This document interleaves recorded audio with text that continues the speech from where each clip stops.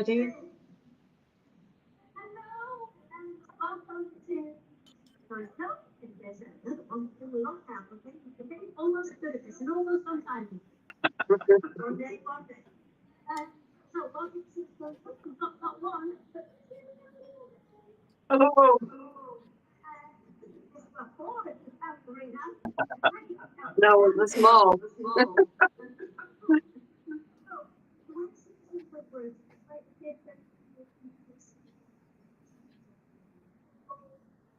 The system doesn't take any control at each time that you yeah. If you like what the system tries and directly, they do have you are administrations. You can either get from the directly to websites or the websites open to so whichever way works for you.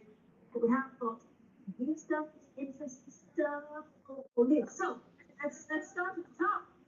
Who on where's the top from? Hi, I'm Katrina from Rowandean. Great to be here. It's lovely to be on at Secret Sewing, and we've got lots of fabulous things to show you today. Excellent. And Lorainne and Jeff. Morning. Yeah, good morning. You know, it's our day off. This afternoon. Yeah, it's our day off today. We've pushed in especially for all of you. Some of you will know us, I think. I can see a few names popping up already. But for those who don't, hopefully you'll see something that you like and you'll find out all about us. Yeah, absolutely. We're going to look at some Funky Friends factory toys, some bags, and yeah, we'll see how we go then. Brilliant. Sam. Hello everyone, my name is Sam from Mum's Makery and I'm going to be bringing you a lot of spring-inspired needle felting projects. Brilliant. Okay, so, well, Sam, what about you? Okay, so as I said, it's about needle felting. So if you don't know what needle felting it is, it's taking of I call it fluff, but it is sheep's wool. But as you can see, it's very, very fluffy. And what we do is we have some fluff and we have a felting needle, and on our felting surface we can create lots and lots of different things. Now, Mum's Makery does have a slight niche with this. Back in 2019, I started printing, producing and designing my own templates. This is a very basic one. But you use these templates to help you get repetitive shapes, particularly when you're doing something like the foxglove, where you're going to be making lots and lots of the same shape. That and a trusty pocket scale will mean that you weigh out the wool and you fill the template. You weigh out the wool, you fill the template, and it really breaks down and makes really intricate and what looks like very complicated projects very, very simple for the beginner. Excellent. Now, I think once again I was busy sorting everybody else out at the beginning of this and forgot to turn my own microphone on, which I seem to do on a regular basis. So I will explain again. We've got some new lovely guests. I know you heard all of those and that is fine. However, if you see anything that you like and you want to buy anything that you like, you do need to go directly to these guys' website. Nothing comes through Secret Sewing Club direct. You have to go through these guys. You can get in touch with them really easily. There is a QR code on their page when they're demonstrating, and their websites are all in the links on both Facebook and YouTube. And that's a lesson to me. Turn your blooming microphone on. Every time I do it, I spend that long getting everybody else sorted, I forget to do it myself. But never mind. Lorainne and Jeff, yes, you're new as well. So tell me about all the lovely new things that you have and your lovely new unit that you've just moved to. Yeah, we have just moved, Hayley. So we are not as organised perhaps as some of the others, and we're literally just doing this off a phone today. We haven't prepared a lot of demonstrations, but Jeff will talk about how, techniques and tips. on how he makes the toys, because we always have the saying, if I can sew, you can. Or is it if Jack can sew, I'm you going can? to grab my donkey. Yeah, always getting his donkey. Excuse me in the front of the screen, but Be careful. this is dynamite and it's my mindful donkey. Yeah, we love dynamite. When I'm a bit down, I tickle his ear and everything becomes okay. So I made dynamite the donkey. So we've got half a dozen, 7 patterns under the same Funky Friends factory range that we'll talk about some techniques and how the best to do essentially 3D sewing. You're moving from you used to patchwork and quilting, you work in 2D with these toys you're working in 3D. So it's a little bit different. You've got to get your head around it. But we'll talk about that, and then we'll talk about the artists too. Yeah, can I just say, really, we are getting a lot of comments about the echoing sound. Yeah, I am trying Yeah. to sort this. So I what I think think quite a we'll do few is we'll go people. straight to Katrina, and we'll Yeah. let Katrina crack on with her demos, and I will try and sort the echo in the meantime. So Katrina, Okay, if you're ready, we will pass it over to you. Okay, I'm going to start. I've got all my designs here that I want to show you today. I've got a collection of projects that I really love to do, and I think really when I show you these, you'll see they're all hand stitched. The design's printed on the fabric. So this one's called C. It's got I like a lot of sparkle in my stitching, whether it's sparkly threads or sparkly beads and sequins. So this is the first one. This is called C. And then the one that goes with it is the one that's called Sand. So if you look at the designs, they're really quite tactile. They're all hand stitched. They're easy stitches to do. When you're looking at a project, they've got a print on the fabric, so that's going to give you a guide as to where to stitch, and of course the instructions. So I'm going to be demonstrating these ones to start with, but then we have another one here. This one is called Cowslip Meadow. I really love the designs of I love flowers and landscapes. That's been our thing for sort of over 30 years that we've been doing. Rowandean is the fabulous countryside, the fabulous flora that we've got. So this is a springtime flower. So we've got Cowslip Meadow, and it's worked on a fabulous tweed that we have made for us, and it's just great to stitch with. It's really lovely. And then another one that I think is really super. This one is Heleniums. It's got some salvia on there. So this is from our mini range, and the mini range are ones really very easy stitches, easy to do, and a nice finishable size of piece. You don't. I think people worry about whether you'll be able to have time to finish it. Does it take a long time? It's really quick to do. It's really fun to do, and most of all, it's relaxing to do. So those ones there are part of today. Then later on, when we get into the other demonstration, we've got springtime here, spring orchard. This is a new design. They're much bigger. They're worked on the tweed, but they're really basic stitches. We've got a few straight stitch, a few French knots. You don't need to know many stitches to do this kind of stitching. It's more freestyle, quite inventive. It's never wrong. You'll enjoy it. It's got a plan. There is a plan to do the work, but you can work through the design bit by bit, or you can actually just enjoy the stitching. It's not something like a counted method of stitching that you have to follow absolutely. It's really quite freestyle. So this one's called the Poppy Field, and this is probably what a little bit Rowandean is about. It's looking at a design and a little bit falling off the edge, because I like the foreground in a design. And then something that's popping up in the garden at the moment, and that is snowdrops. So these are rather lovely to stitch. They're beautiful. They just think it's really almost springtime when you're looking at those. So I'm going to start with the first demonstration. I'll just put my thing out of the way. I'm going to look at the one called Sand. Now, so Sand really, it's very easy. So if you're an absolute beginner, you could do this design. If you had a little bit of knowledge of stitching, that's fine, but you don't need to have done this before you use your kit. So in the kit that you get a whole really a large piece of fabric. I'm just going to take that out. So that's the design. It's on the fabric. It's got a print. They're screen printed individually onto the fabric, and then you get the colours. So all the colours are on a card, and in the instructions it will tell you which ones to use for certain areas. But I love to use variegated threads, whether they're in wool, variegated threads, and plain colours, sparkly colours, a little bit of knitting yarn as well. So all those textures, they're on a card, ready for you to use. So to start with, I'm going to put my work into a hoop. Now we recommend these definitely for whether you're expert stitcher or a beginner. It's called a spring hoop. They're really good with your work.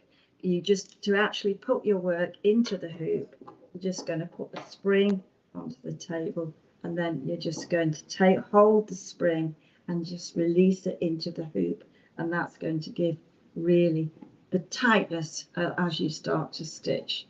So I'm just going to turn my work just the right way around. Okay, the first one that I'm going to just show you is something that's these are spiders' webs. They're mainly shells on this design. They're quite tactile. There's two or three different ways of working these. Some have beads underneath, so the limpet shells stand quite high.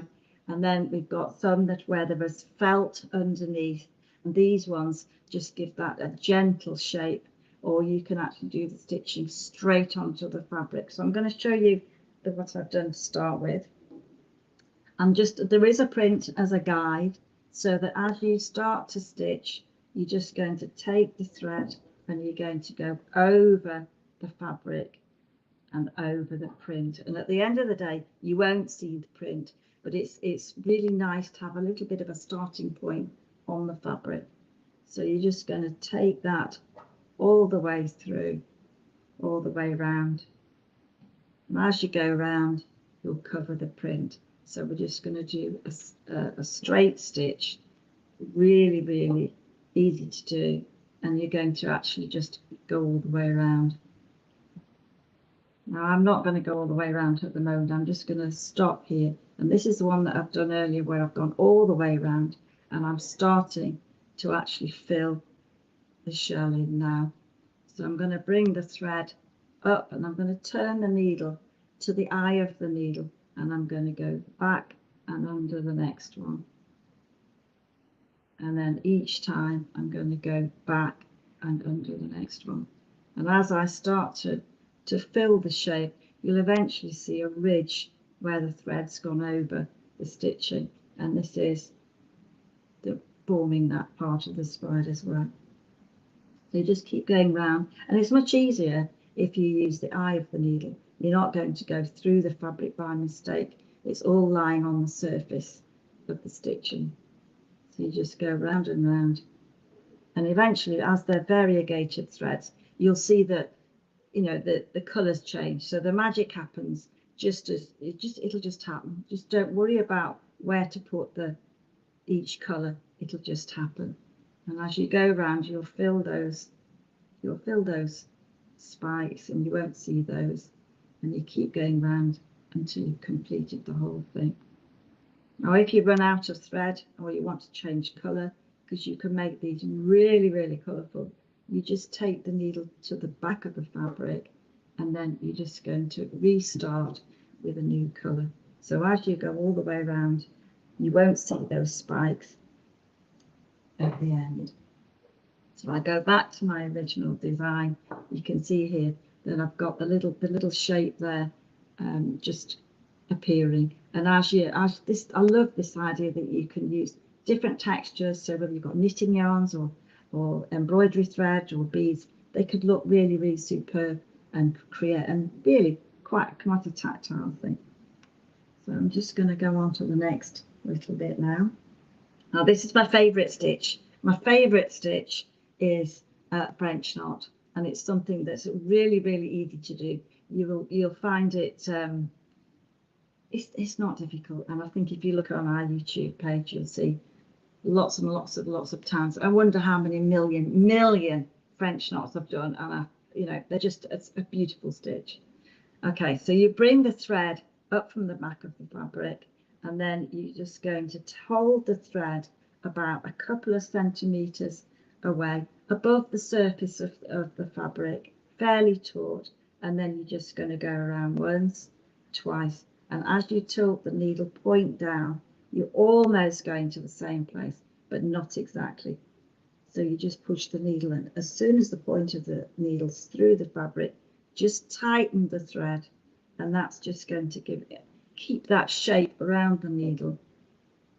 And then you're just going to let that travel in on its own, and just let it twist itself in. It will really do its own thing. Don't be tempted to sort of guide the thread in. It'll do it all on its own. So again, just go once, twice, and then you're just going to go through. And it's that tightness there that as you pull the thread, it'll just keep it just twizzled around the needle, and then you're just going to pull that through. And that's a stitch that we use continually. Really, it's just something that as you get going, it is a very, very relaxing stitch to do. So I'm just going to fasten that off at the back, and I'm just going to go to, I don't know how my time is going. I think it's disappearing every time I start and stitch. I love to show all the stitches, but time just goes so quickly. So I'm going to leave those two for the moment, so you can see we've done. We've got loads of time. I'm going to grab you some questions that we've got on Okay. on Facebook. Oh, hang on, that's me, because I've got my volume on here. There we go. Off. Sorted. Right. Questions. Well, we've got a lot of people saying they're doing Rowandean kit at the minute. Lovely. We've got some people saying, good afternoon, ladies. Rowandean's my favourite. Sarah likes the idea of using the eye of the needle. Says so much easier. But yeah, that's definitely easier. Grab the ones on YouTube as well, which are Elaine saying designs are beautiful, and Helen saying you make it look so easy. No, it is easy, and I think the beauty of this kind of stitching is it's just relaxing. You can sit and chat, you can sit anywhere to stitch, and really just enjoy the colours and the textures that you're creating, and it just makes you feel great to do. You don't need any equipment you don't need masses of equipment to do this craft. It's just so relaxing. Perfect. Right. We seem to be missing. If you're ready to pause there, we seem to be missing a couple. Oh, and Sam's just disappeared. Okay. I'm just going to carry on stitching, I think. All right. Well, I'll switch it back to you, and you can just carry on stitching. I'll just carry on stitching. While I find my disappeared people and my black screen person.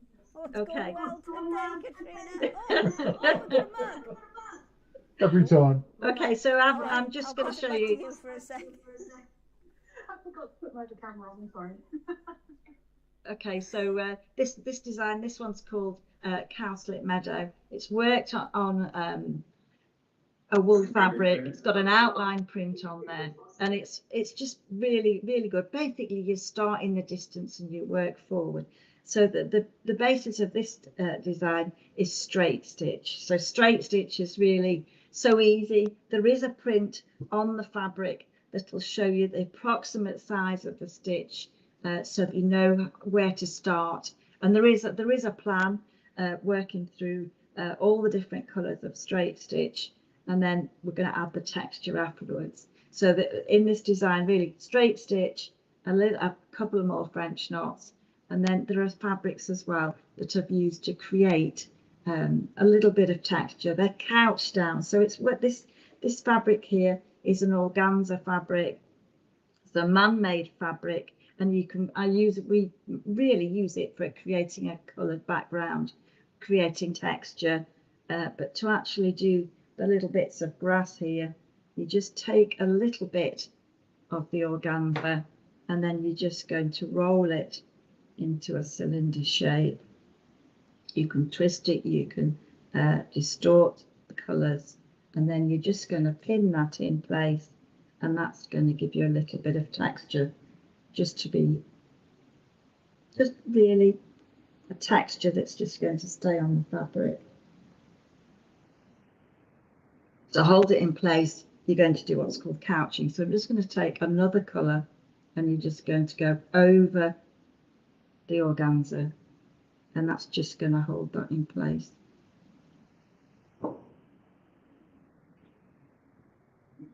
And then you're going to fill in with your stitching all the way around. So that shape, just a couple of pins there. I've got the flower head pins, they're great. It's a long pin with a, you know, if you drop them on the floor, you can see them. But for working with organza, they're really going to hold the fabric in place, and really very, very useful to have. So as you start stitching, that's just going to give a little bit of texture there. And then you're going to stitch all the way around. So it's quite quick. There's nothing, it's much quicker than doing a counted method of stitching. Very easy to do. And I think as well, this always when we started doing Rowandean about 35 years ago, we decided that we would put all the threads and have everything in the pack that you're going to need. So you've got needles, got chenille needles, we've got the bead needles, a milliner's needle I tend to use. It's a bit easier to thread than an actual bead needle. So everything's in the pack that you're going to need. So when you go to the featured designs on the website, you can see all the different ones that we've got there today. And you can, you know, as soon as you click on those, you would see everything that's in the pack and what you're actually physically going to get for your design. But there's always clear in stitch diagrams. There is a plan, even if you want to do, you know, one bit and do more French knots. The beauty of this is that you can do that, and you can change your design as you go. Katrina, I've got a couple of questions for you. We still have an egg. There you go. I think it's coming from you guys, but we'll work that out in a second. Pen says, are you doing another book? What am I doing? Another book. Oh, I don't know about another book. I've got lots of ideas for another book. It's just a matter of getting down to it and just putting it in order. So it is a lot of work. I mean, it took me ages to do the first book, and I think that was quite it was quite daunting to do that. You know, it takes such a long time to do. But it's I'm never going to say no, I'm not doing one. You never know. It's in the pipeline a bit. Okay, excellent. I'm not entirely sure. I'm not entirely sure what's happened to Lorainne and Jeff. We just have a stripe. But luckily, they are the last demo, so that is fine. Oh, they're back! No? What? Oh, we're on a little tour. Oh, there we go. Hi, Lorainne. I'm not entirely sure. We've never had this. I usually only have to deal with Sasha flashing people. We don't usually have this as well. Hello, we're back. I have our jumpsuit on though. Yeah. It's a bit like Challenge Annika, isn't it? I know. It's because we're upstairs and we're trying to do a bit of work, but obviously we need to make sure when you need. I was charging my phone up at the same time, making sure I didn't lose the signal for the charge. Okay, no problem. Right. I think if you're ready, I'm still trying to chase this echo, so I will go back to trying to sort that out. If you're ready, Sam, I can't really hear you. You can't really hear me? Oh no, what's going on? I don't know if it's the same for everybody else. Everybody is unmuted. We can hear you, Hayley. It's not super loud, but we can hear it. Okay. What's going on today? Sounds clear here. Shall we blame this new microphone? Yeah. I've got? Okay. Shall we just Cool. blame that? All right. Do you want me to go Sam, now? Yes. If Yes, if you're okay. ready to go, then let's Lip send read. you now. So hi everyone, my name is Sam and the company is London's Makery, and as I mentioned at the start of the show, we specialise in needle felting, which isn't sewing, but you can incorporate needle felting into designs and into your patterns. Katrina, and I'm going to show you one of the things that we've got for you today is the lovely lavender kit, and but I don't know how to fix it. I can't remember which side it's on. Nope. You can see back here that we've incorporated a little felt panel into this little sort of bag design here. So you can needle felt directly onto fabric, which I'm going to demonstrate for you in just a moment, but also you can create all the things that you see behind me. We've got some show specials for you. So many of the projects on here are not yet available on my website. So the spring stuff usually comes out on the 1st of February. So you guys have got to jump on a lot of or a few of the spring projects before this actually gets released to the main website. If you've got any questions regarding needle felting, pop it in the chat. I see some familiar faces, so hello to you guys. It's lovely to see you all. I've done something a little bit new for this show, and this is an exclusive for this show, which is I've made a couple of what we call quick starter kits, and this is the lovely lavender one, and the lovely lavender creates lovely lavenders, which are all around me at the moment. The actual kit itself does a little card and of course a lavender sachet, and you get some lavender and a little organza bag and everything in there as well. The difference between this and most of my other kits is this actually includes a foam and a needle. So the idea is it's a quick starter. It gets you into doing something very, very quickly. And this is my this is the piece of fabric that I'm going to be working on today. This is just an offcut of a piece of fabric that I had.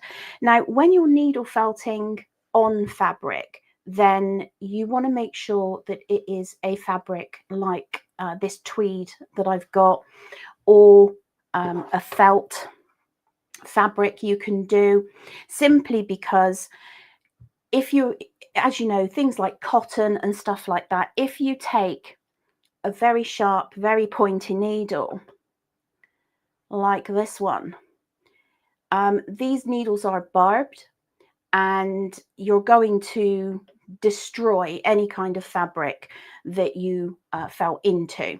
Now, the other thing that we do, as I mentioned before, are needle felting templates, and I will touch on that a little bit more in just a moment, but the templates help you create consistent shapes. So this template, for example, made the front of this. It made the panel on the front of this. So it gives you some very, very consistent shapes, and you weigh out your wool. This is the cherry blossom template, and I'll be demonstrating that later on this afternoon. So you weigh out your wool, X amount of grams of wool, evenly spread in the template, and you get the idea. You can produce very, very consistent shapes. And what that helps you do, I think, as a beginner, and when I started, it was the reason I started making these templates and designing them, was to make my life easier, because I wanted to make all of these lovely flowers. But trying to do it freehand was very, very difficult, because you can weigh the wool, but getting that shape every single time, it can be difficult. So what I'm going to show you is a little bit of sort of freehand. So this is one way that you can jump straight in. All of the kits and projects come with full tutorials, be it a PDF download or a full video on YouTube. And we do have a YouTube channel. So do, after the show, do hop over and visit our channel as well. What I've got over here is a selection of the purples. I've got a lilac, I've got a royal purple, and I've got a light purple. And what I'm going to demonstrate is a little bit of hand blending, and that's where you can take one colour like this, and you just add in a pinch of another. And to hand blend, you stack your fibres, you pull them apart, and then you stack them, and you pull them apart and you stack them, turn them, pull them, stack them. And what that's going to let you do is create a blend. Now, hand blending can be quite choppy, and for the lavender, that's what I actually want, because we want to create a little bit of variation. You can add in a third colour. I generally don't do more than 3 colours, but you know, you can mix as many colours as you want. And what you'll end up with is a nice little choppy blend. Let me see if my camera will focus there. So you can see it's got some light areas, it's got some dark areas. Might be a little bit better on the light surface there. So what I'm going to do, this doesn't require any weights and measures. This is going to be a little bit of freehand. And I'm going to create one of these lavenders. I'm taking probably something that is about 0.1 of a gram. Take your fibres, fold them over. In fact, let me pop you on this camera. Take the fibres, fold them over, and roll them up. You want the frizzy end. You'll have to excuse the keyboard and stuff in the background. And you just roll it between your fingers. And because what we use are carded bats, let me just move that around and get in a little bit closer. Because what we use are carded bats, then what that means is that you're going to, the fibres are sort of almost halfway to being felted themselves. So when you roll them over, you're going to end up with sort of a little nub of fibre, frizzy end.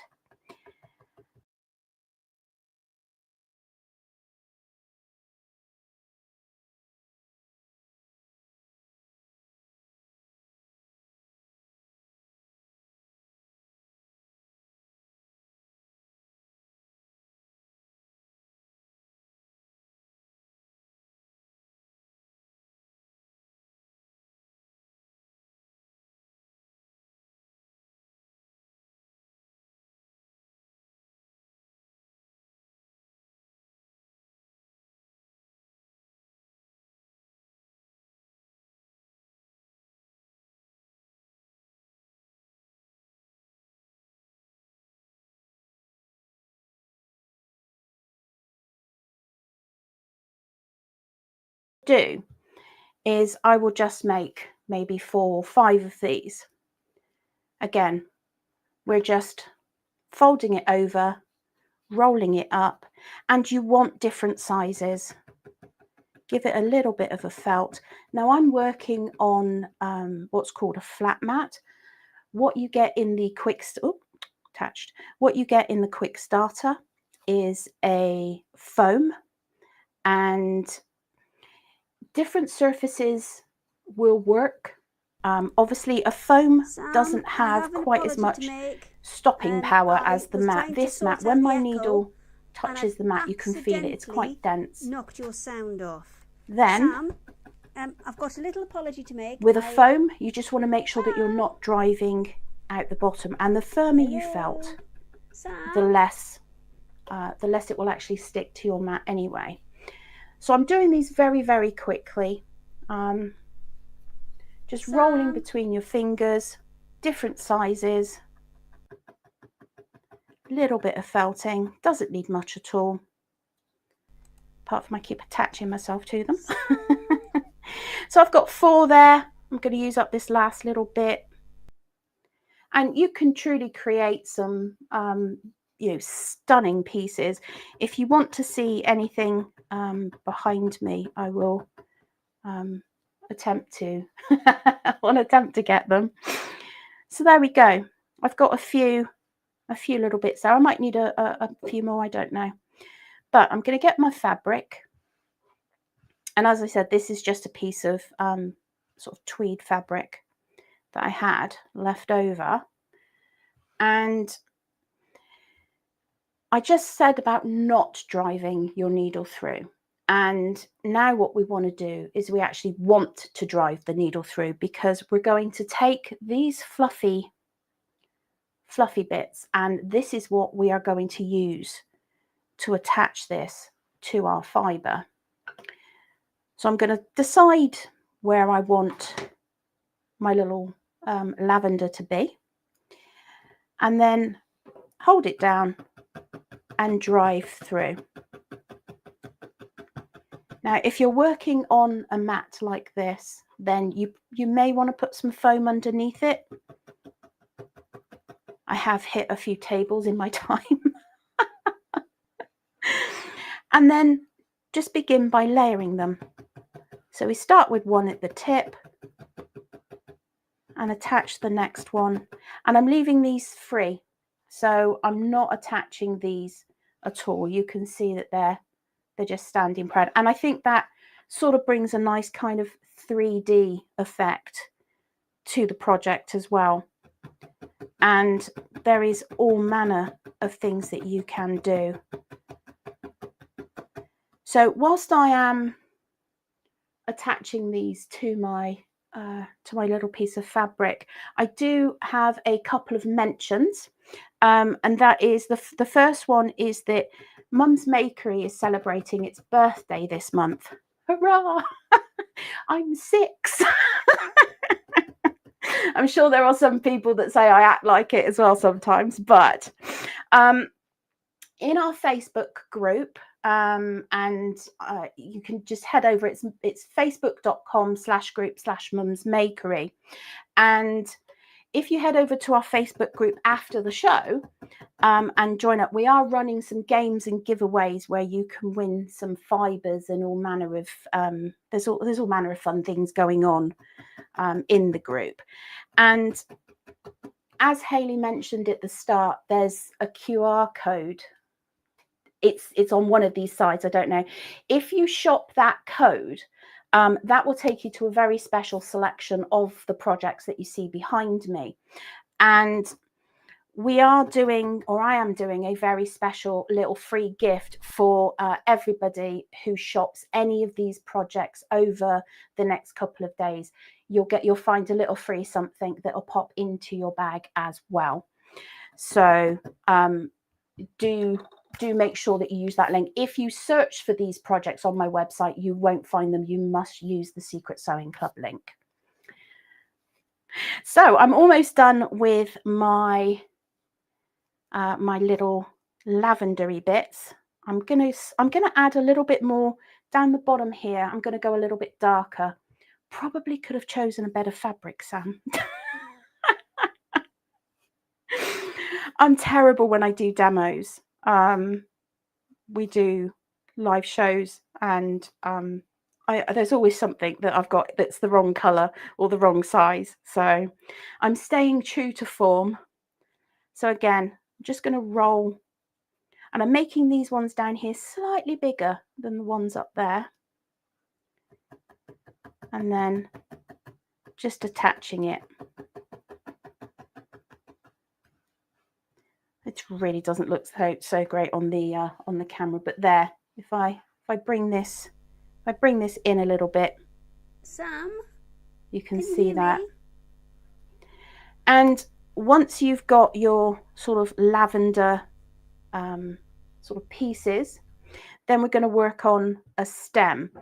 So I've got quite a bit of excess here. I'm just going to cut that off, bring that sort of down into a point whilst I make a mental note. I thought this would look lovely on the tartan tweed. You can't see it.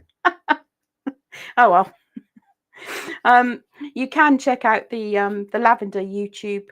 The lavender tutorial is on our YouTube, and you can also, using the same technique, make these lovely things, which are English lavenders. So the tutorial page for the lovely lavender, you also can see the tutorial for making a 3D version. And there's lots of things on the show that you can use for other makes. The snowdrops. Where are the snowdrops? The snowdrops that are over here actually make these large daisies as well. So templates are not just necessarily for one thing. There's a few ladies, I believe, in either of the chats that are sort of fluff friends, fiber fanatics as we call them, and they can attest that these templates are very, very versatile. Okay, so I've added some green just at the bottom, which still looks you can't see it. Let me pop you on the closer camera. Popped a little bit of green down the bottom. And then finally, I'm going to pop my stem on. Now, obviously, the more you felt, the firmer this all gets, the more refined a shape you get.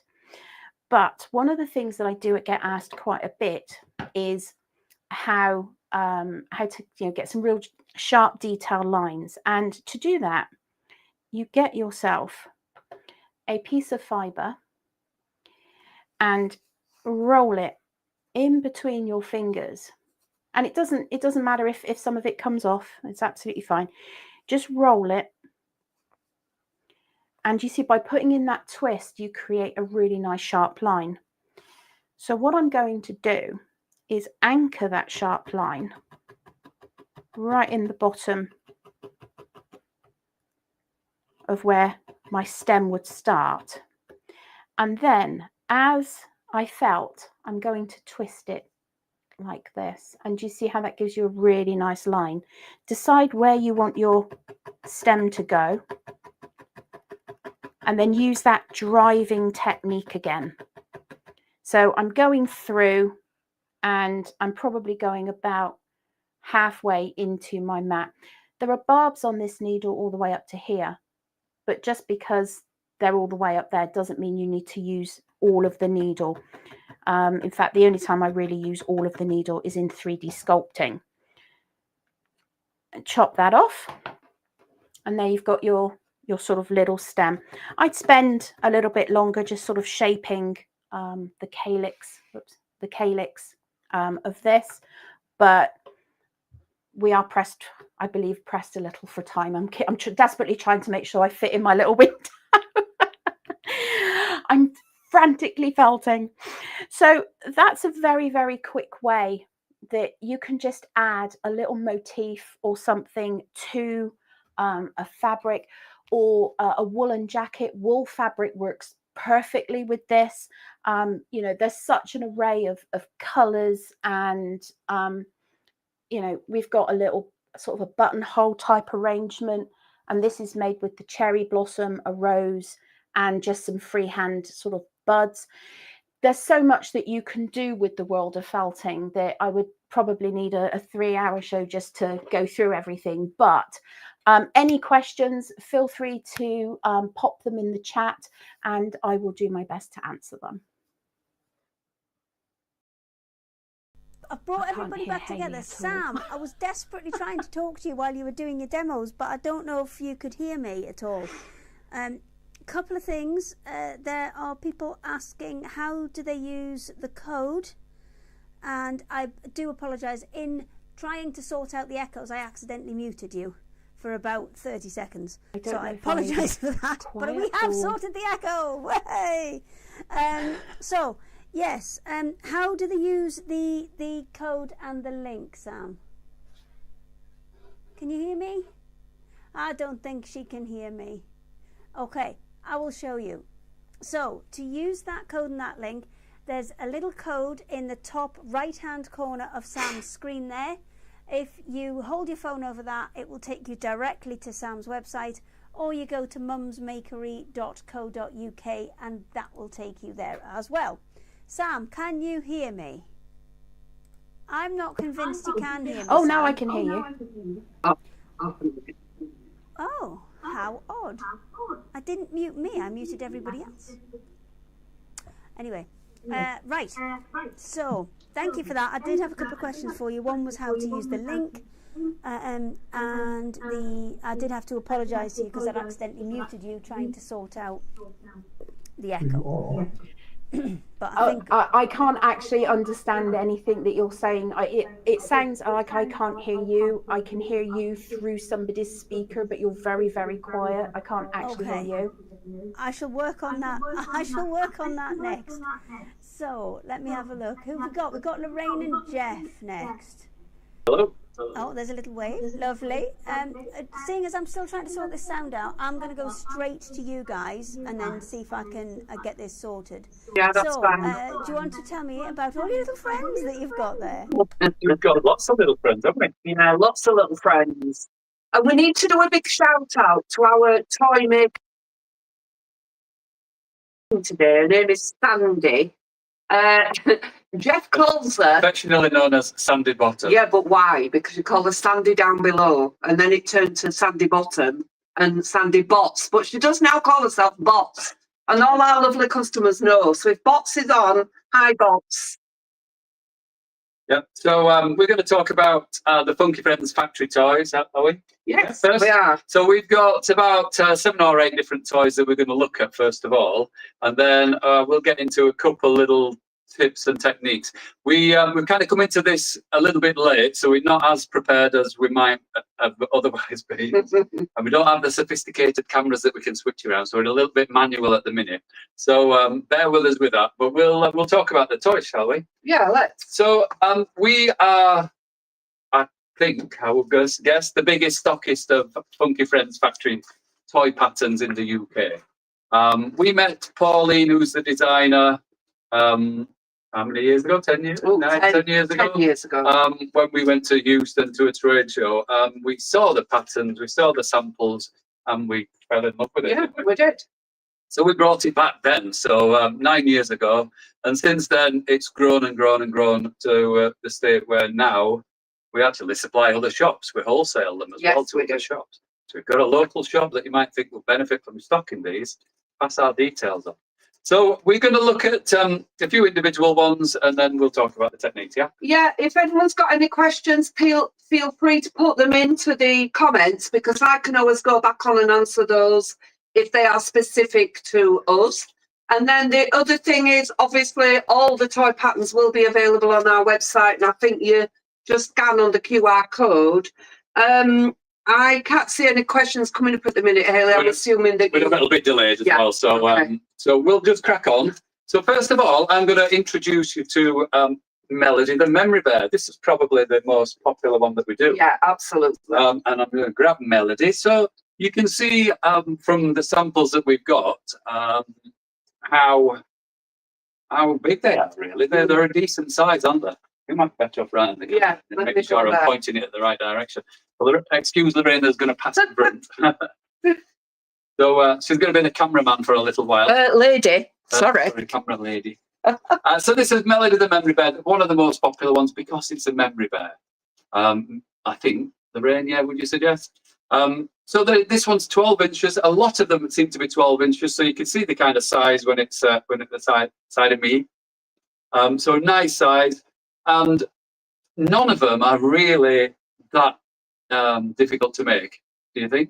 No, I mean, obviously, the whole point of the memory bear, Jeff, is that people do use them with clothing, don't they? Absolutely. So babies, if people have passed, and people have actually made a living out of making the memory bears. Pauline does have a age-old policy on that. As long as you say that your bears are made, or any of your toys are made using her patterns, then she's more than happy. So if you do craft fairs, etc., then they're brilliant for that as well.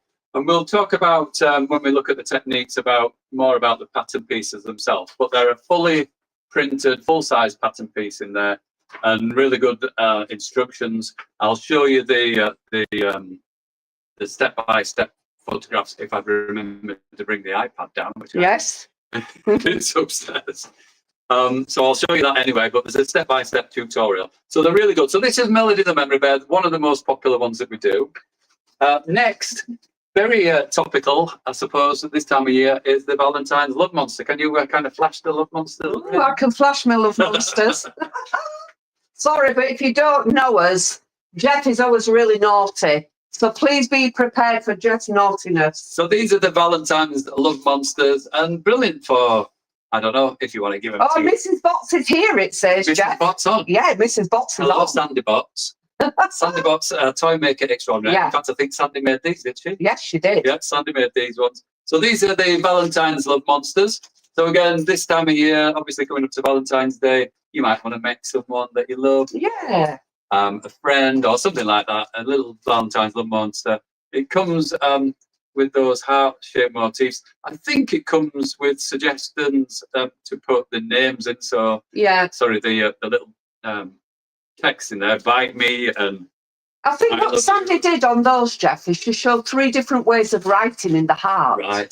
So one is done with a pen, one is done on her normal machine, I think, and then I know the third one she did on her embroidery machine. So if you've got one of those all singing, all dancing embroidery machines, then they're a fabulous way of utilising your lovely embroidery machine. So you could put anything you like in there. I suppose you can put names, etc. The next one we looked at a little bit earlier on is Dynamite the Donkey, and we've got Sandy's one there in cotton, Lorainne, if you can pass me that. So we've made, I made it in this kind of curly boucle type fabric, but it can be done in ordinary cotton, and you can make them personal again, can't you? And then don't forget, we do actually sell the donkey in a kit. So when we do all the shows, we go around the country. In fact, we're at Ardingly next week. If anybody is from that area, we will be at that show.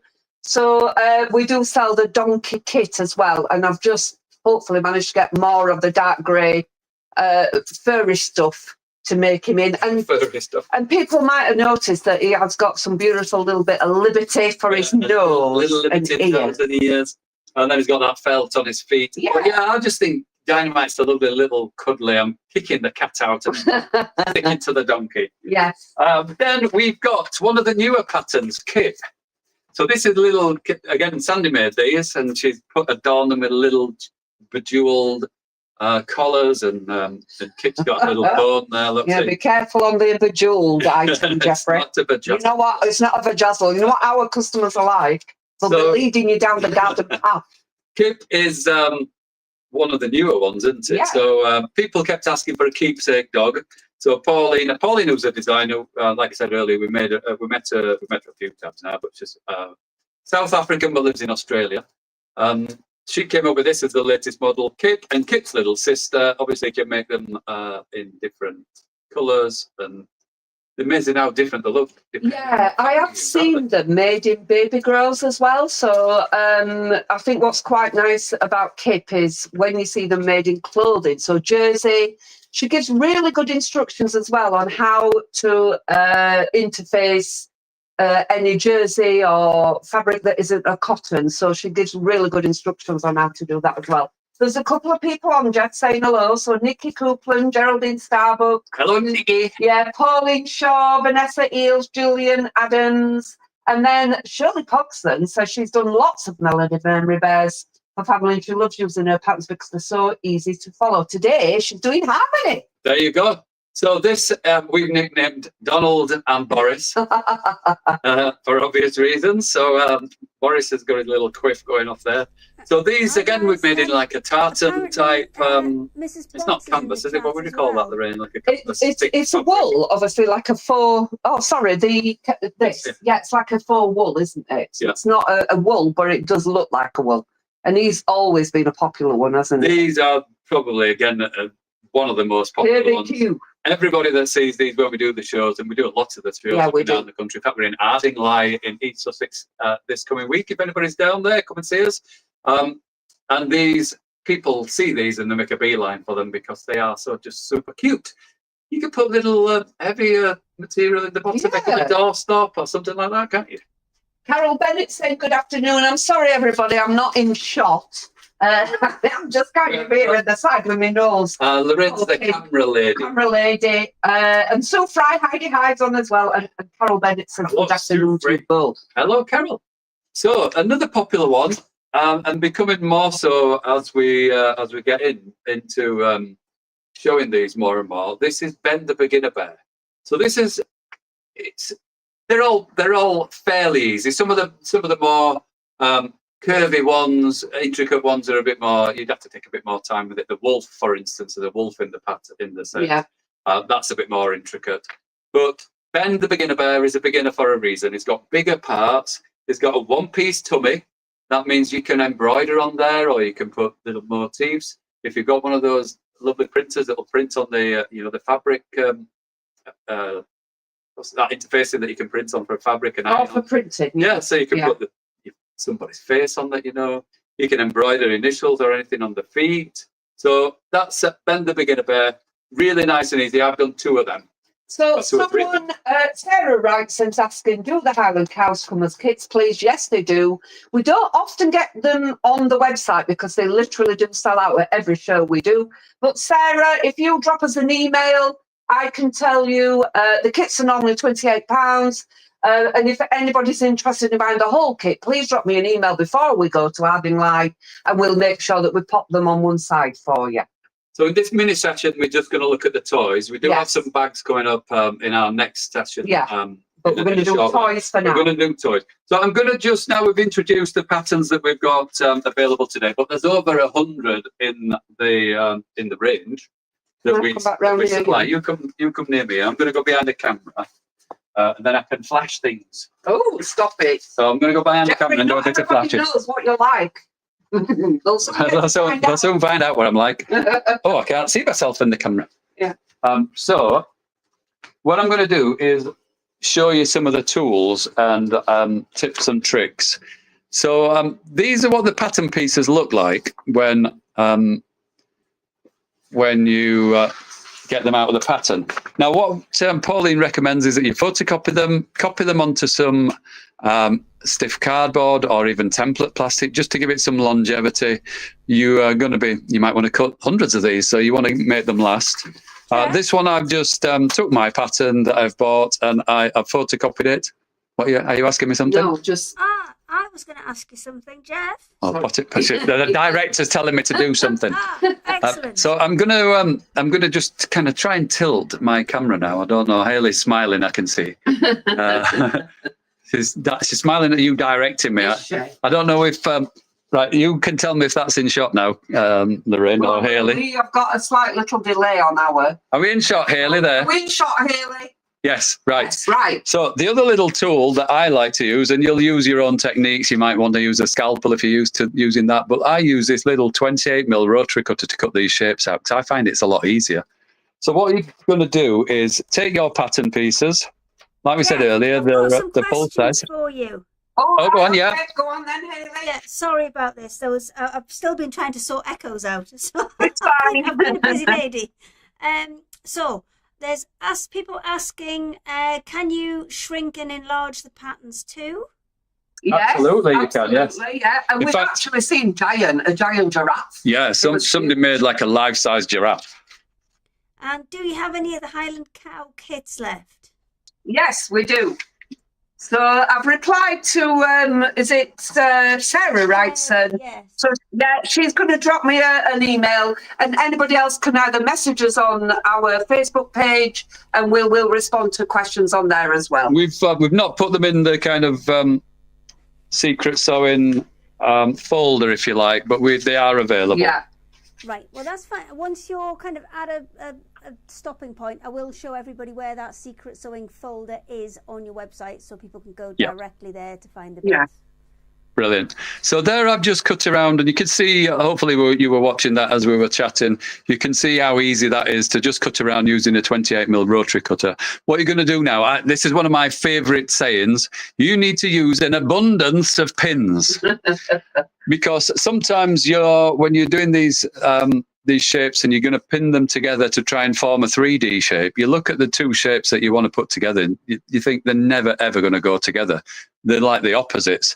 In fact, the muzzle on Ben, Ben the Beginner Bear, this muzzle, this curved part here, when you're putting them two parts together, they're kind of opposite curves. So when you look at it at the first, you think that's not right. It's never going to work. But it's not until you start pinning it together, all your pins, that it starts to form that 3D shape. So an abundance of pins. The other top tip is all of these markings that you see on the pattern piece, and the little eye position, and these little dots and little line markings, you need to try and mark them onto your fabric if you can. Now, if you've got an awkward fabric, or you don't have a pen that will mark onto there easily, you can just use something like a masking tape, like that, and just put a little piece of masking tape where it needs to be and mark onto the masking tape. I found that helps if you can't mark directly onto the fabric easily. The reason why you're doing this is when you're going to start to sew all of these together, you're going to sew generally to A to A, B to B. So it's going to help you out a lot when you come to put this. Yes, Haley's waving at me. Yeah, shut up, Jeff. I can't hear you a little bit. Yeah. All right, that's all right. Wave at other people. Will you give us a 5-minute warning when you need us to shut up? Yeah, because I waffle on a bit. Absolutely, I will. Absolutely, no problem. What did I don't even know if I brought the fabric down. Oh, Lorainne, you start talking about what? about toys and patterns, and I'm going to go get the fabric that I'm supposed to be cutting out. Right, this might be a good moment, Hayley, while he dashes upstairs, if you wanted to share the folder of where we've put some of the patterns on our website. So we have created a little folder, it's because we did have a one called that. The Secret Sewing Club folder is on our website. So I don't know if you want to maybe show where that is now, Hayley, while Jeff's done a dash upstairs for his fabric. Yes, okay, just give me one Did you get that? Maybe not. I will switch that over. All of the patterns are on the website, and we are going to be offering free delivery for patterns today for anybody that's watching this live, because we do know the patterns are $12.99, or on our website they are 3 for $33. And we do know sometimes people, when they buy a pattern, they don't then want to have to pay £4 for the postage. So what did we decide about the free postage? Yeah? We're going to give free postage for anybody that orders today via Secret Sewers. Are you waving at me, Hayley, again? Yes. Lorainne asked me to go and show you your website, but then she didn't stop to let me do that. Yeah, she didn't stop. She didn't stop to let me. I didn't stop. Give me 1 second. I will show you where the website is. So this is the Oh So Sweet Shop website. You can see it here, and if you just hang on for a second, you'll either see the Secret Sewing Club scroll round on here, or there's a little section, just here, which you can click. That will take you to all of the products that they've got on the show today. There's the Dynamite Donkey and the Highland Cow and all of his little friends, but you'll see all of the patterns on there. So let me just switch it back to those guys, and I will stop frantically waving at you. And now with the fabric, you can cut things out, Jeff. There, I've got my fabric, and I'll just show you this actually. So I mentioned that there's a photographic tutorial, if you like, that you can follow with whilst you're sewing along. So I have it on either my phone or my iPad. Just take the iPad, Jeff, because we've got a bit of a glare. That's it. Have we got a bit? Stop. Is that better? Yes. So on there, it goes through step by step how you start it, how you sew it together, each little step, really helpful. And if there's some even more trickier bits to it, there's even a little extra explanation how to do it. Talks about things like if you're using what they call them, not tucks, Pleats? not a pleat. I can't remember. Dressmaking, it's a dart. That's it. No That's problem. it. Carry on. A dart. So even you're using darts, so it kind of does some of the techniques you might have been used to using on dressmaking, things like that. You'll use them in the toy making as well. So it's really helpful. So I'd highly recommend you have that sat at the side of you when you're doing your sewing. Now, is that? I think that should be in the shot. Is it the fabric? So I'm just going to pin this to my fabric now, just with a couple of pins, just so it keeps in position whilst I cut this out. And because you're using a reasonable seam allowance, yeah, you've got to try and be accurate, but you've not got to be that accurate that you're going to take an hour to cut each piece out. And also, if there is an arrow on it like that, that's for if you're using directional fabric. So that's telling you to keep all of the items in the correct direction. So I'm just going to cut this out around my pattern piece. Like we said earlier, you would have probably put this template onto a better piece of cardboard or onto a template plastic, something like that. Just so you're not going to be ruining your template once you've cut it out.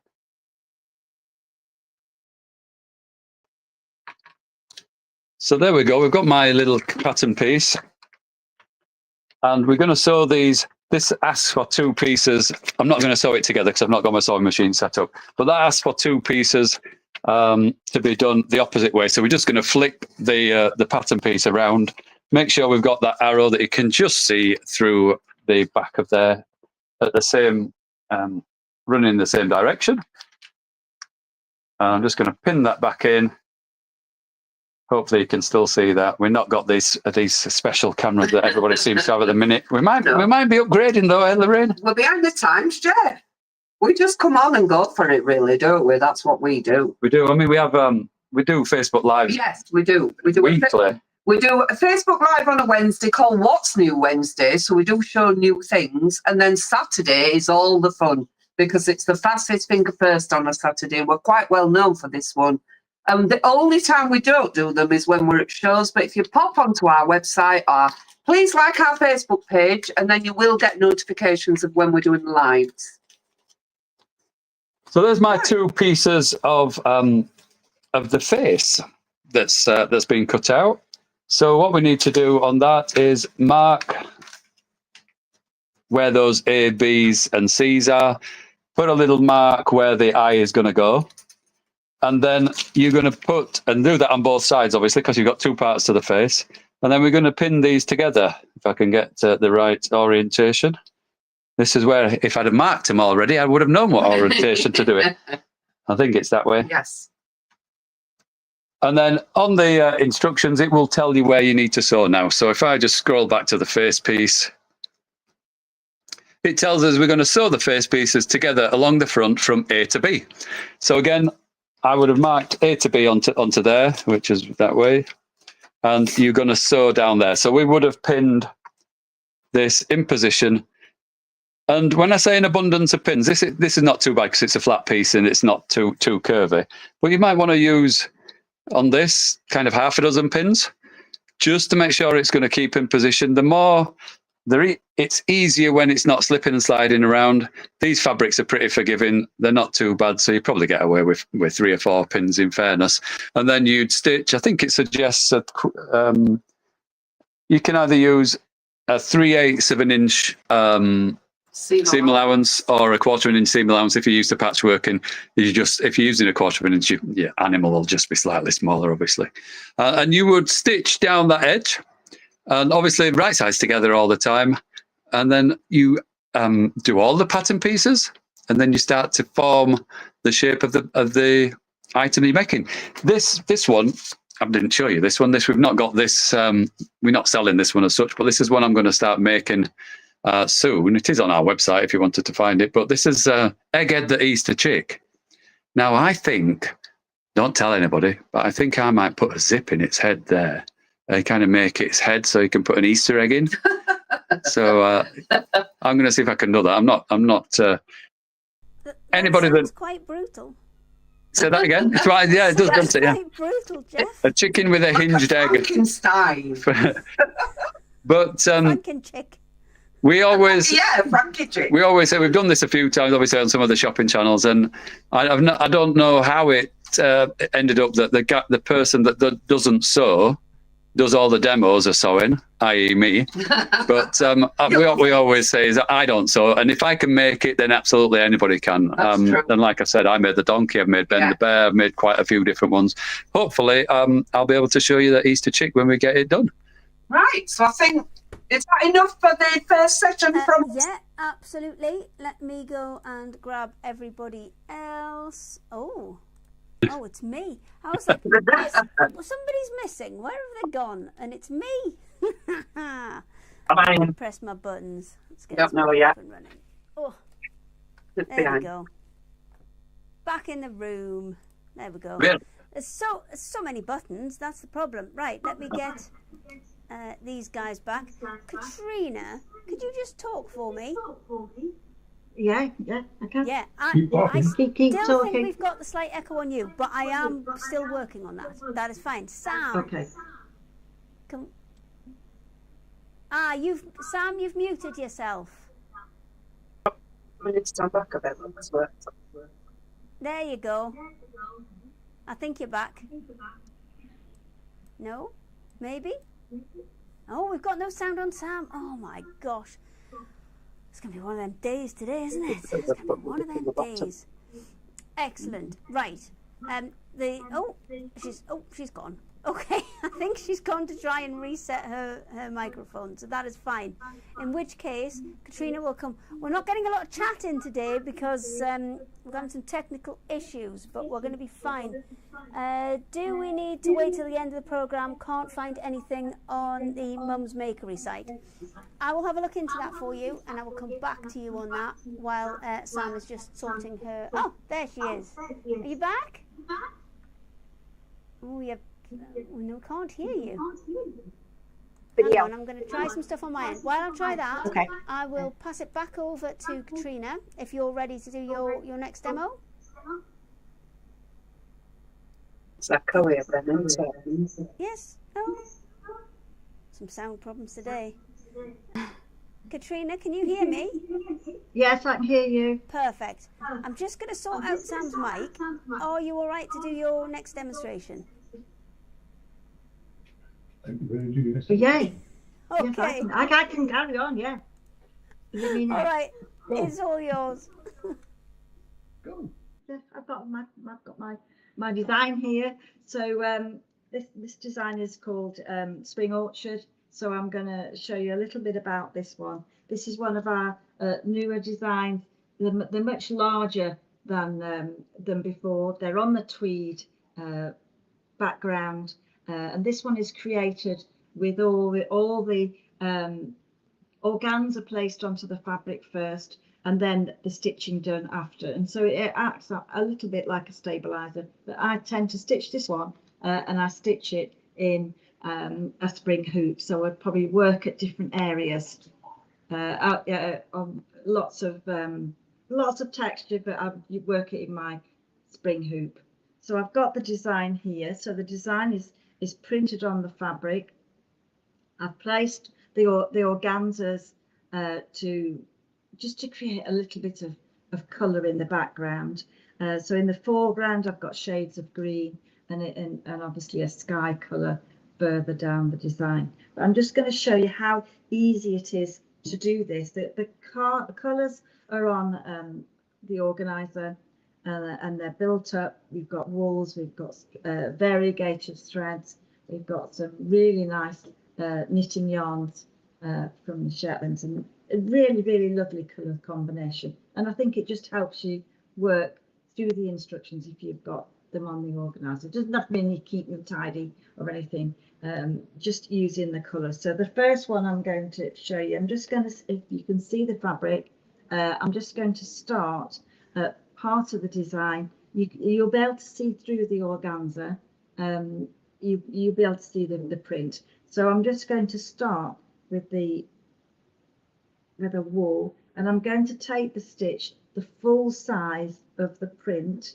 So the print is just a guide for the sizes of the stitching. So it's really quite large stitching, and you're going to allow some of the threads to cross over each other and build up the grasses. So really it's almost like think messy stitching to start with, and you're just going to go over the print, and as you keep going over the print, then you can start to add in other colours and other textures just to build up the foreground. So the foreground is quite really heavily stitched, and you're just going to do straight stitches all over and work each length of the thread till it's a couple of centimeters before the end, and that's going to give you a really nice foreground. And then to fasten off on the back, this is it's quite easy to do. Just place the needle underneath a couple of the threads and wind it round a couple of times, just to give a little bit, stop that thread coming through to the other side. Okay, so once you've got one colour, then you're going to restart with another colour, and obviously in the step-by-step instructions it tells you exactly what to do, and there are sections with the stitches, and there are sections, you know, just showing you the step-by-step guide. And remember, you just need to work through the threads and just enjoy the colours. And obviously springtime, this one in the orchard has got lots of blues and yellows, quite a lot of daffodils there, crocuses, and gradually as you work that through, you won't see any of the background really, you'll just see the stitching and the texture that you've created. So I'm using a chenille needle, so that's one that has a large eye and a sharp point, easy to thread, especially if you're using knitting yarns that are a little bit more textured, and you're just going to work those stitches over there. So that's the same stitches that you would use on lots of our designs. They start this way: meadow jewels and seaside treasures, but anything that is a landscape, straight stitches, the way, whether it's vertical, horizontal or diagonal. So you've got a little bit of texture there, easy to create. And then I'm just going to show you the next stitch. So these little flowers in the distance, little crocuses, they're worked over the ellipse shapes, and I'm just going to take the thread. So this is a lazy daisy stitch, so it's quite easy to do. So you bring the needle from the front to the back, from the back to the front, and then you're going to take the needle into the same place and just bring the needle back onto the surface and just tilt the needle slightly above the fabric, and then place the thread under the needle. And as you pull that thread, then you'll get sort of a first part of the chain, if you like, and then the thread just go over the loop, and that's just going to hold that in place. So I'm just going to add those. I think you could, I would have called them detached chain, but my mum always called them lazy daisy. So you just work those threads through, and this is a wool thread. I've got it double in the needle, and it's an Appleton's wool, so it's a really nice colour, really nice texture to work with. And you're just going to take a few and complete those, that little over the ellipse shapes. And you'll see on a piece like this, it's quite large, so the finishing off of, you know, how much you stitch depends on how you're going to frame your piece. And then I'll just show you on my piece. So on my design, the area that we're concentrating on is this area, and here in the foreground here. So you can see it's quite heavily stitched. You'll see lots of beads and sequins added in there. But the idea is that you can see these, the daffodils and then the crocuses in amongst all the texture.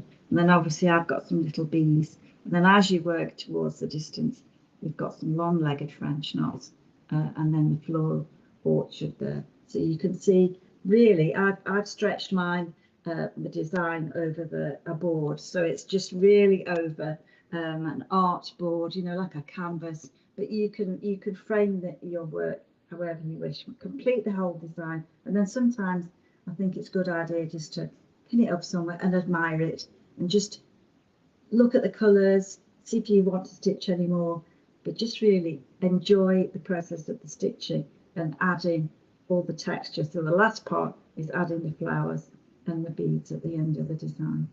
So that one, it's a lovely design to do. It's on a large piece of fabric, so that if you want to, you can extend that design and you can fill the whole of that fabric. You'll have loads of threads left to do that. So I'm going to change onto the another design. Katrina, I've got a question about the hoops. Could you possibly? So this one again is on the feature page on the website. This one is called the Poppy Field. It's a lovely design, and it's got that bright red there. So when your kit comes, it'll come with all the colours, all the instructions, and all the fabrics that you're going to need. And obviously, the background fabric is printed, and it's on a cotton fabric, which is lovely to stitch on, and gives really good results. So I'm just going to take my threads. So this is the one that I've already started a little bit. So I'm going to really stitch the same, stitch the distance here, and you get step-by-step instructions in the instructions. And I think actually part of this one is in, if you have the book Hand Stitched Landscapes, I think you'll find that this part of the design is in the book. So it's, if you want to have a look at that, just have a look. I'm going to take one of the colours here. So this is a stranded cotton, and I'm just going to thread that through the needle, and I'm just going to do a couple of French knots. Excuse me. And then you're just going to take and mix the colours together. So it's another way of creating texture. So I'm just going to go around once and just take those through.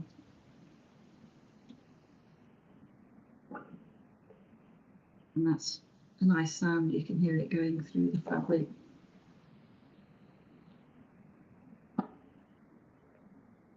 So as you excuse me, go through your design, there are some beads and things to add in there, but there's also some satin fabric that's there, just so that you can make the 3D but copies. So I'll show you how to do those. So this is where you want to be. Don't be good at it, just cut a bad circle really. I'm just going to take the poppies, and then you can decide where you want to put these.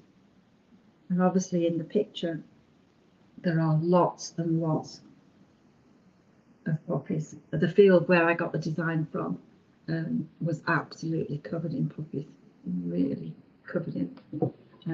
So I'll just show you here.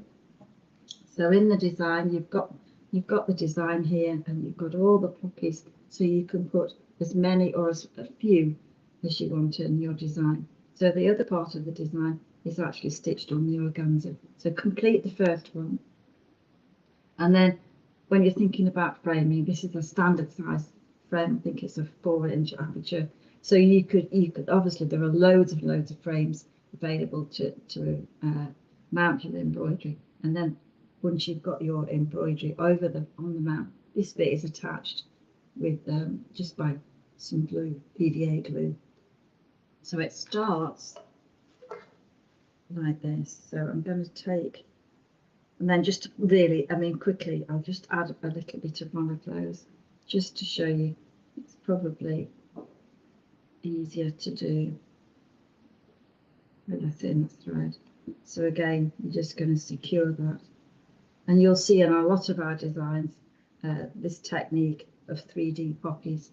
I use that quite a lot, just to create a little bit of texture. So the embroidery is really, it's not flat, it's really quite textured, and that's what I really like about the fabrics and the satins and the organza. So you can, if you've not used the organzas before, it's a great way of creating colour, and it means you're not stitching the whole design, you're only stitching part of it.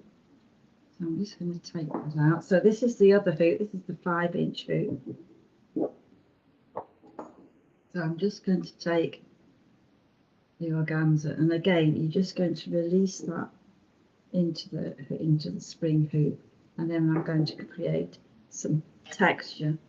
So to do this, you use little pieces of organza that are in your kit and take the fabric that's on the bias, so that's like the stretchy part, and you're just going to cut on the bias, and then you're just going to be a bit mean to it, you know, just actually pull it and distort it a little bit. So you really need to sort of pull the fabric apart really, and then when you've got a couple of pieces on, they're going to be placed over the print. So you'll see quite a fine print printed on the fabric, and you'll be able to see that even when you put the organzas over the top. And you can have as many layers as you wish.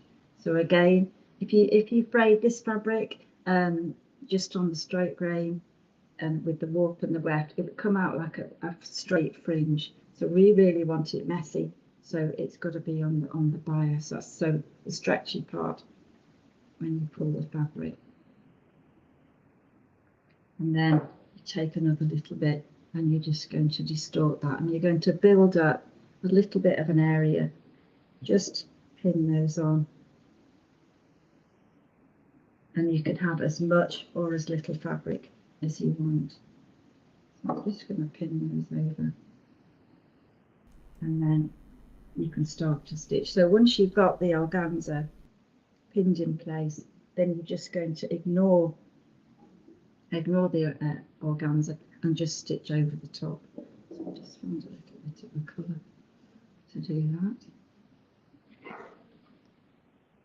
And obviously in the instructions you can have a look at our YouTube site and see all the stitches and ways of using organza. Well, I know if you have the book, has quite a lot of information in there.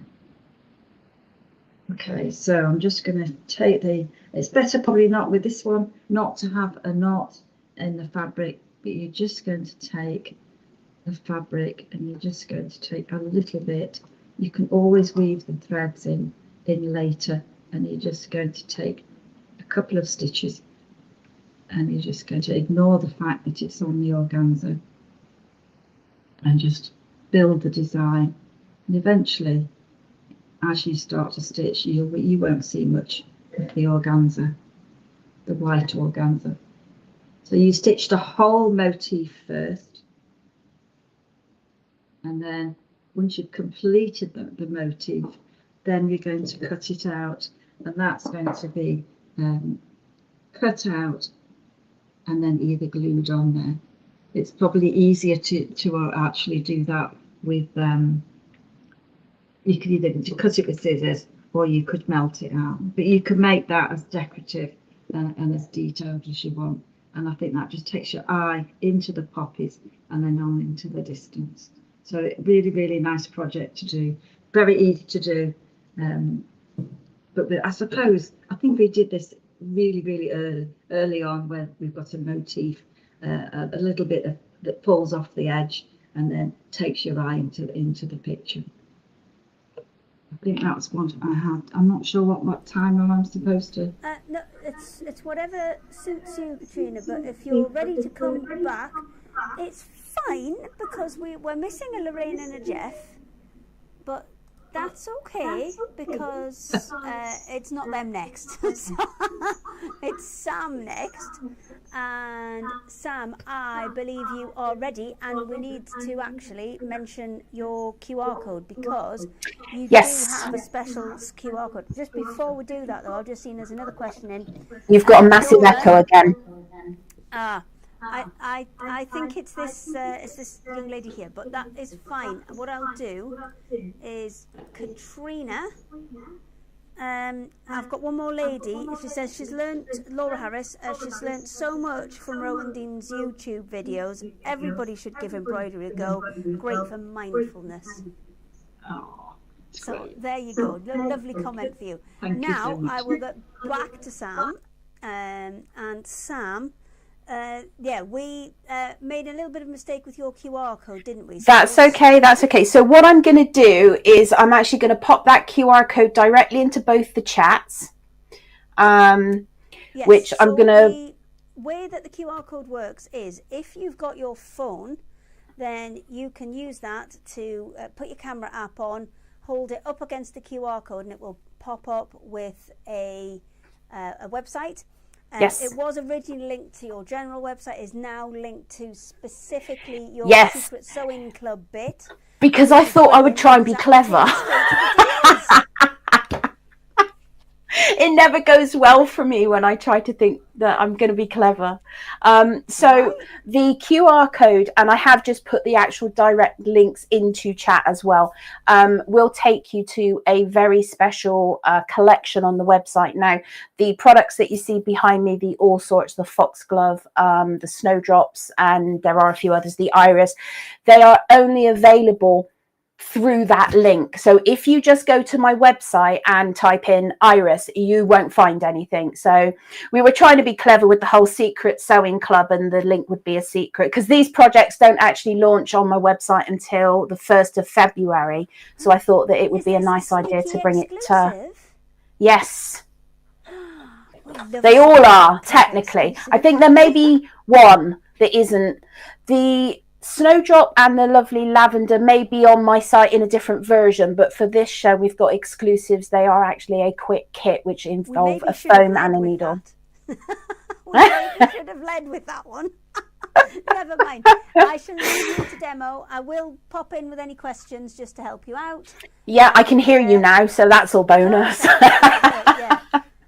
We've had some terrible sound issues today. But it builds character. Well, it's getting all these multiple people in one place, you see. If it's just one person you're dealing with one set of issues. When you've got three, it's three. I am usually an issue in myself. So when we do the lives, I do a lot of lives on my YouTube channel, which is youtube.com/mumsmakery. So after the show, please do go over that. We've got lots of tutorials that you can watch, lots of demos and all kind. And we do live shows as well. We are launching our Spring Fair event bag on the 1st of February, and then the Spring Fair event is held the first weekend in March. So, but all of the details can be found on the Mums Makery website. I just click the calendar, and all I can say is brace yourself for the dates, because I usually get them wrong. And all my lovely ladies come message me and email me and text me and just go, "Did you mean this date?" I'm like, "Oh heck, no." So I am terrible with dates. But so in part one, or in my first demo, I did show you really badly on this, because it doesn't really show up, how to do this sort of freehand little lavender. But in this part, in this demo, what I would like to do is actually introduce you to what I am really known for, which are the templates. Now, don't misunderstand the templates. A lot of questions I get asked, or the question I get asked a lot is, can I use a cookie cutter? And the simple answer is yes. Yes, you can. You can absolutely use a cookie cutter. But if you're just going to use a very basic shape, like a square or a star or a circle, a cookie cutter is absolutely fine. One thing is you won't generally find very many cookie cutters that look like something like this. And also, cookie cutters are designed for cookie dough. So taking my sugar crafting background and my love of needle felting and mushing them both together, what I have come up with are templates that are designed specifically for needle felting. So you will get the best possible shape straight out of the template. The example I like to use for this is holly. If you felt holly inside a cookie cutter, when you take it out, you will have to spend an awful lot of time refining that shape, because you will end up with more of a holly blob than an actual crisp leaf. The holly templates that we sell will get you a very nice crisp holly shape pretty much straight out of the template. So that's why these things are designed. Now, you can use them for other crafts. We have a basic birdie, and we've made a lot of fabric birdies using that template as well. So there are lots and lots of ways that you can use these templates. You can use them with paper as well. You can draw around the insides. Lots and lots of ways that you can use them. So in this demo, what I would like to do is introduce you to one of the templates. So this is our cherry blossom template, and I did go ahead and sort of start to fill this, because the one thing I do is always run out of time. So I mentioned before that the way that these templates work is something like a pocket scale, which can weigh out very, very minute pieces of wool. So this is 0.5 of a gram, so half a gram of wool. And that's what's required to fill this template. So you would take your 0.5 and you would divide it up into 5 pieces of 0.1 of a gram, and you can weigh out, and this is where everything fails me, that's 0. Yeah, it's pretty much there we go, and it's over. So we have a lot of a lot of use for the pocket scale. It does mean you can weigh out very, very small amounts of wool, which a lot of the petal shapes and things can take down to 0.1 of a gram. So we weigh out 0.1 of a gram 5 times, and I've already added 3 in here, but I'm going to show you how to fill a template. And the templates do vary slightly. We do have tutorials, PDFs and videos on various elements and for each of the projects. So when you're joining multiple petals together, the key element is this middle, to make sure that every single one overlaps. I start by just stacking my fibres just into a little stack, a little pile. I fold it over, and when you fold it over, you can see you've got a rolled edge. See how nice and clean that edge is. Now, if I turn it up, you can see I've got a really nice, clean, rolled edge. And I've got an edge that follows that there. So I'm going to put that into there like that. Again, I'm working with a 40 spiral, so a really fine needle. If you give your fibres the best possible start, then it just helps taming the frizz.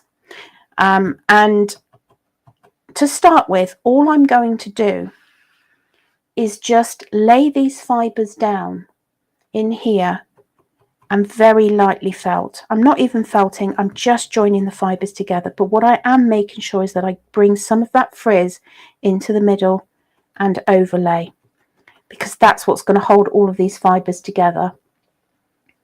And I'm going to get another bit. I'm going to stack my fibres. I'm going to give myself that rolled edge. I'm going to turn my template. Normally when you're laying fibres down, you would turn your mat, but given my camera positions and things, I'm going to do it this way. So I'm giving myself that rolled edge and put that rolled edge into that rounded edge of the template. And all that means is that those fibres are already going around and not just sticking out. So lots and lots of very light little stabs, again felting to my mat, not through my mat. And if you're working on a different surface, for a long time I worked on foam, and in fact my first felting surface was a 35p car sponge from Wilko. And it did the job. It got me started. The foam that has disappeared now that you get in the quick starter kits is a dense, so it's quite nice, and it's about 2 inches thick, so you've got a lot of sort of foam to work with.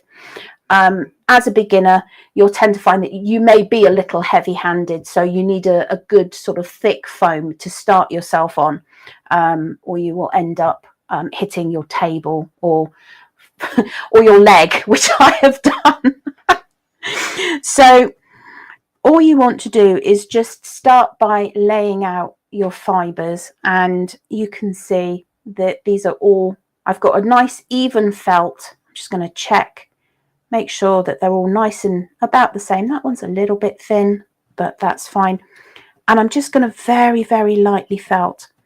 Now, with a template, and there are various sizes of templates for the different projects. The foxglove, I think, has 8 or 10 templates in it, and they're a little more open, and there's, you know, techniques to roll the felt and join it together so you create that beautiful sort of flute. But this one, the cherry blossom, I have to admit, is one of my favorites. I've basically felted it so that it's all holding together. I'm going to flip it over and felt the other side. There are things like multi-handles and my clattering tool, which is a punch tool, which have multiple needles in, and they do make things quicker in certain circumstances. With something like this, I would say a single needle is all you really need. And don't be tempted to use a higher gauge needle, or a fatter needle, or a thicker needle. This is a 40 spiral. This is what I generally use. If I could only pick one needle, it would be this needle, because you can lay down your fibers, you can felt your fibers, and you can finish and do, you know, polishing your fibers with this one needle. Now that's great for something like this where you want something that is very thin. When you're doing a sculpture, for example, I will just grab my little guy over here that I forgot to take off the shelf, but woo. So this is my little frost gremlin, which is I have a members club on my website, and this is this quarter's project. When you're doing something like this and you're doing a lot of core work, then you want something that's a little more sturdy, that's, you know, going to be a bit faster felting. And I'll pop him there a second. So I would go to a 36 star or something like that. But when you're dealing with delicate petals, then you really want to stick with the 38s and the 40s. And all the felting needles do the same thing. They will all felt. The size and the shape of the needle. Spirals, generally, I find you can get in and out of any project at any point. I don't think I have ever felted so firm that I couldn't use a spiral needle. So what I have done is just gone all over, and I'm just going to pop this out, and you can see this is very, very fluffy at the moment, but you can see what a great shape you've got straight out of the template. And it's that attention to the shape that has been designed to work with the fibers. That means you're not going to be spending 10 minutes on a leaf after the fact, so that you've got it in roughly the right shape. And these, if you look after them, these will last you an absolute lifetime. We print these in-house. I 3D print them. I have a bank of 3D printers, and they're always buzzing away doing one thing or another. So it also means that I can control the quality.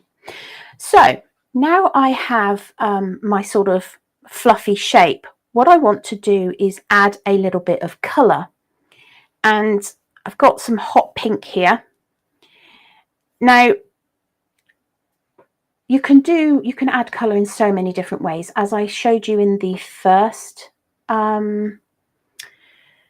show, the first demo, you can mix blend, or you can hand blend together, which is you take your fibres and you can mix them up, and you will end up with a choppy blend colour.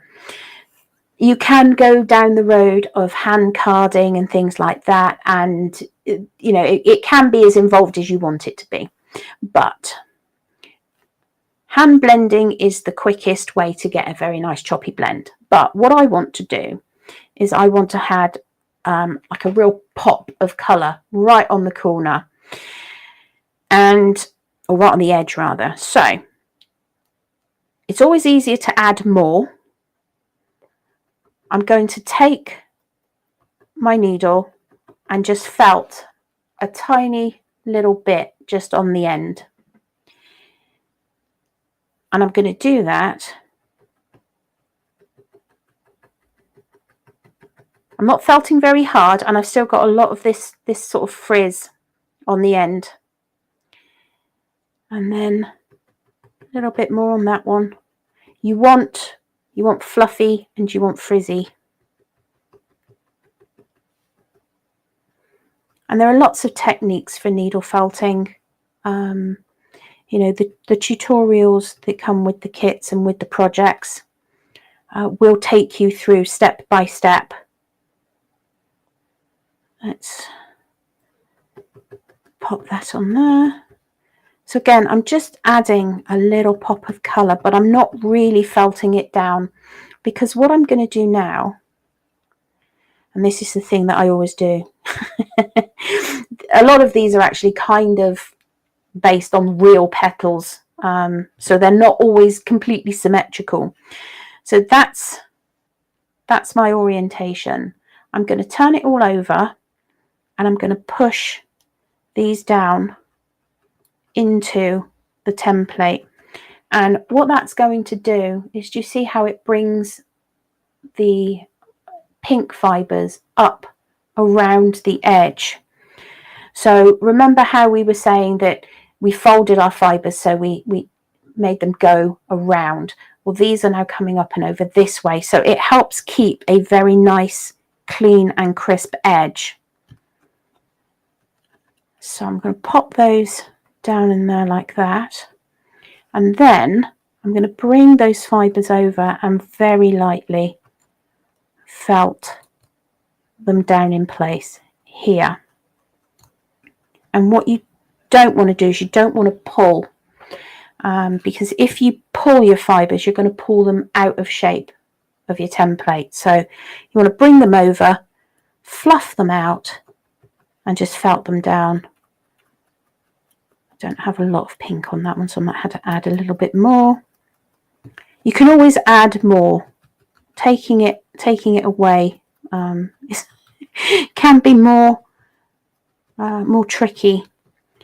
So you can see I've just got my little pops of colour. I'm going to do a very quick pass with my multi-needle, and I don't generally recommend using multi-needles unless you're comfortable using them, and usually I wouldn't use them in such a small area, but I want to move this on for you. So I'm making a cherry blossom, which is obviously that classic kind of white and sort of pink, but you can also make apple blossoms with this as well, just by changing the colors. So there's lots and lots of different things that you can do. I am going to, just checking my time, I am going to declare this done. It's not done. Don't worry about it, because we have got plenty of time, because we've not been doing as much chatting today because of the echoes. We've actually got time for a third demo if you want it. I've never been so sport. Usually, especially when I do my lives, I'm so rushed. I end up making the randomest things that don't look anything like what they're supposed to. It's we just go till we get it done, and if we that's okay. That's okay. It's very relaxed. So okay. So if you're just about done for that step, if you want to kind of pause it there, we'll pop back together very briefly. We'll go and see Lorainne and Jeff. Yes. And then we'll come, because I think today, because let me just grab everybody. Katrina's stitching. There you go, Katrina's stitching. Everybody's busy. Everybody's very busy. But yeah, because we've got that slight problem with the audio today, and everybody on their own seems fine, but everybody together seems to have an echo. So rather than fight it, what we'll probably do is just go round for Embrace the chaos. third round of demonstrations. So I don't think anybody will be upset with that. Lorainne and Jeff, We're here. ready? Are we on? What you got now? I've got some water diviners. Oh, excellent. No, this should be echo diviners. Oh, if I'm only. getting- If only. I'm in the front of the camera again. Oh, you cameraman now? Yes, I'm the Right. cameraman. Are we back on now then, Hayley? Yes, you're back on now, and as I mentioned earlier, because we've got the echo problems, we're not really getting a chance to cross over and chat today. So if you Okay. want a third demo, then you can find one when the other two are doing theirs. Well, I think what we'll do is we'll talk about the bags next, and then in the third session, if anyone's got any questions on either of those, toys or bags, Yep. then we'll use that third session. Because we don't have a demo as such, No, do we? we'll do the third. That is quite all right. I will try and feed you questions as they come in, though. Yeah, okay. All right, no problems. So we also do Auntie's too bags, and as you can see behind me, we've got quite a few bag samples because we do have lots of bag ladies. You're going to have to talk because my tooth's going to come out. I've got a loose crown and it keeps falling out. And now I'm conscious of it. She's going to spit it out, not swallow it. They're expensive. So we are going to show you some of the bags that we sell, which again, when we do all the shows, we do have a lot of samples. The other bags that we do, which I wanted to briefly show you, in fact, I'll show you those next, because these are very, very popular. So we also stock, and we're probably one of the biggest. There are a couple of other people who stock Annie products now, but I think it's fair to say that Jeff and I, 10 years ago, were the first people to bring the Annie products into the UK. When you say Annie, it's By Annie. by Annie. Yes.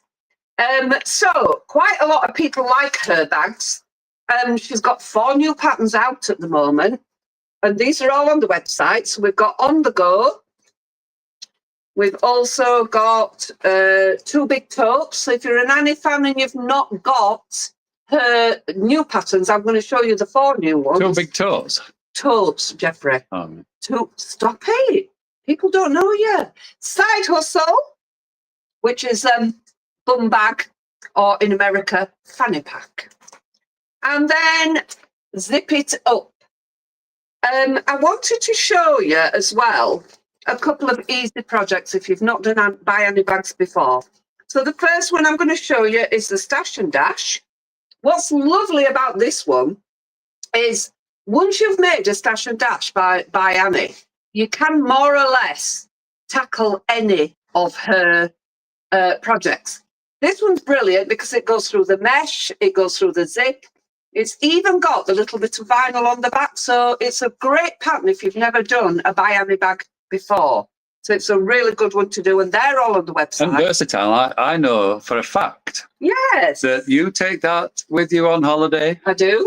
and you take it to the beach I do. with your sun cream in, Oh, I do. and then on a night you put your lippy in. If only, Jeffrey, if only that was in the near future for me, I'd be very happy.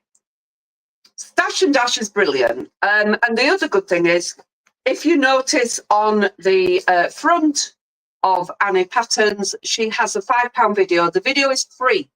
Inside is a single-use code for you. Once you've used that code, you can save that video in your files and you can keep going back and referring to it.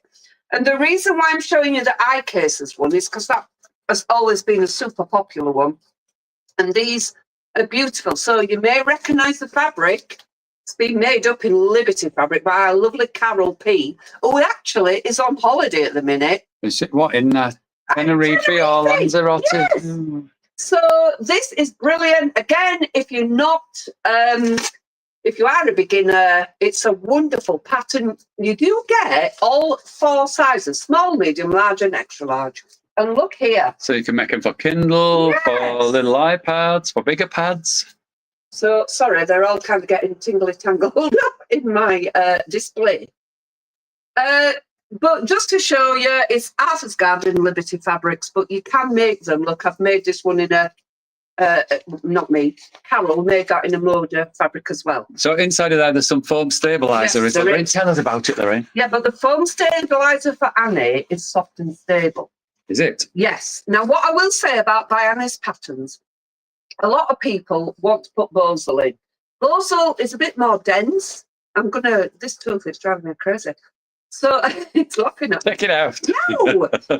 So it is a bit more dense. So you are better with the soft and stable or Styleville.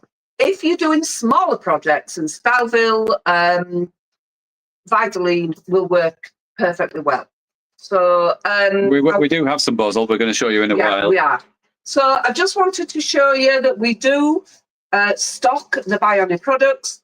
She's currently got a competition on, which is support your local quilt shop.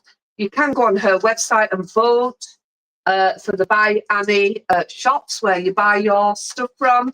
We have won the contest in the past, which was brilliant. I don't think we can be a grand prize winner again, apparently, which is really sad.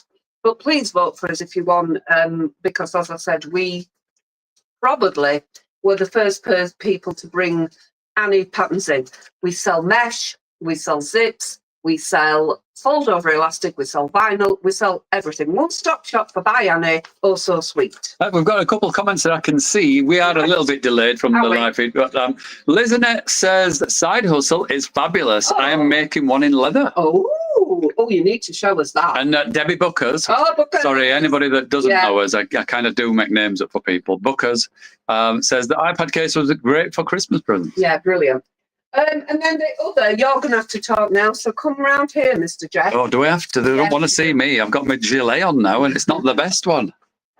It's not your favourite gilet? It's not my favourite gilet, no. So, Auntie's 2 patterns. So, I'm just going to take some of these samples off. This, again, like we said earlier, is becoming one of the more popular ones, isn't it? Yeah. So, this is called All Buttoned Up. And, again, in a similar vein to the Funky Friends, we are actually... wholesale. The UK wholesaler for Auntie's 2 patterns. There's probably, I don't know what we said, 40 patterns in the range, something like that. So again, if anybody knows a local shop that wants to stock bag patterns, these are really good. So this one's all buttoned up, and as you can see, it has a little bit of a nickname, doesn't it, called tuxedo bag. Yes, it does. It looks a little bit like a tuxedo. Yeah. In fact, somebody made it with like a black and white. Yeah, they did. Made it to look like a tuxedo. So that is a really popular one that's just coming out. This does have the Bosal in it, which we'll show you in a while. They have a tubing that goes through the handle to keep the structure. Obviously, the Bosal keeps the bag into shape, and it's really nice with all the pockets and the lining. That is a really popular bag. It's really popular because we actually made it up in a canvas. So that one, if you look at the picture on the front, it's been made up in cotton, which is a cave facet fabric. And we didn't really sell many of these patterns until we made it in that wonderful fabric, which is called Bloom. And it actually is behind you, Jeff. It's a canvas. I've got my Bloom. Oh, it's got his Bloom out. Look, I'm just laughing because we've had a Patricia Newton on. Not Pat. Hello from a very wet and windy Wigton. Pat always likes to give us a bit of a weather update. She needs to keep off the beans. So that's the Bloom fabric, isn't it? Yeah, that is on our website. It's in the folder. It's in the folder. It's art gallery fabric. And I've literally sold quite a lot of this. Every time people see this, they want it. Because it's extra wide and it's in meters. You only need a metre and a quarter. You only need a metre and a quarter. So the pattern, I think, says a yard and a half or something like that, but a metre and a quarter will get you a pattern. And how much are the patterns, Jeff? Are they all buttoned up? Patterns are £10.50. So again, really good value. And Carol, who is the designer, she goes into some really nice detail. If there's a little tricky part, she has a little video that you can put on your iPad, and it tells you in a little bit more detail how to get past that little tricky part, if you like. So if we do the patterns that are the 10.50 ones next. Okay. So I'm just going to stretch and grab that. So this again is a very popular pattern. This is Camden bag, and this is made using the 2.5-inch wadding strips 2.5 inch jelly roll fabric. So if you've got some jelly rolls that you're not sure what to use them on, or you've got some scraps of fabric and you want to cut some 2.5 inch strips out of it, really good for using that up. And what you do, you make the tubes, you take 2.5 inch strips, make them into tubes with the wadding encapsulated. We do sell a clover fabric tube maker, which maybe next time we'll show a demo of that. But that makes it helpful to do all these tubes, and then you zigzag these tubes together to form the bag. And that's the same of the 20 strip toe. Where is that one? It's that one. Here. Where am I looking? That. Oh yeah. And that's the same technique for the 20 strip toe. Now these are brilliant bags, and you can make them look your own. It's amazing how different they look. We've probably seen 100 of these made up from different customers. Camden has always been a super popular bag, and again, all of these bag patterns are on our website. Do you want to just quickly talk about the free postage, because I didn't mention it? So we did mention that we were going to offer free postage. There is a code that you'll need to put in, so apologies if we forgot to say that. So it's FREEDEL, FREEDEL, FREEDEL, all one word. So if you type that in when you place it on order, Jeff, I'll make a thing to put on the bottom of your screen. Yeah, that'll be brilliant. right, FREEDEL, Okay. and it's 10%. Sorry, it's not 10%. It's free delivery. Free delivery. Over £10. Yes. So if you spend over £10, and the patterns are £10.50. So if you're buying the pattern, you'll get free delivery. And so those are Camden bags. Are you coming back in? Yeah, front? I'm coming back. Right, I'll get out of the way then.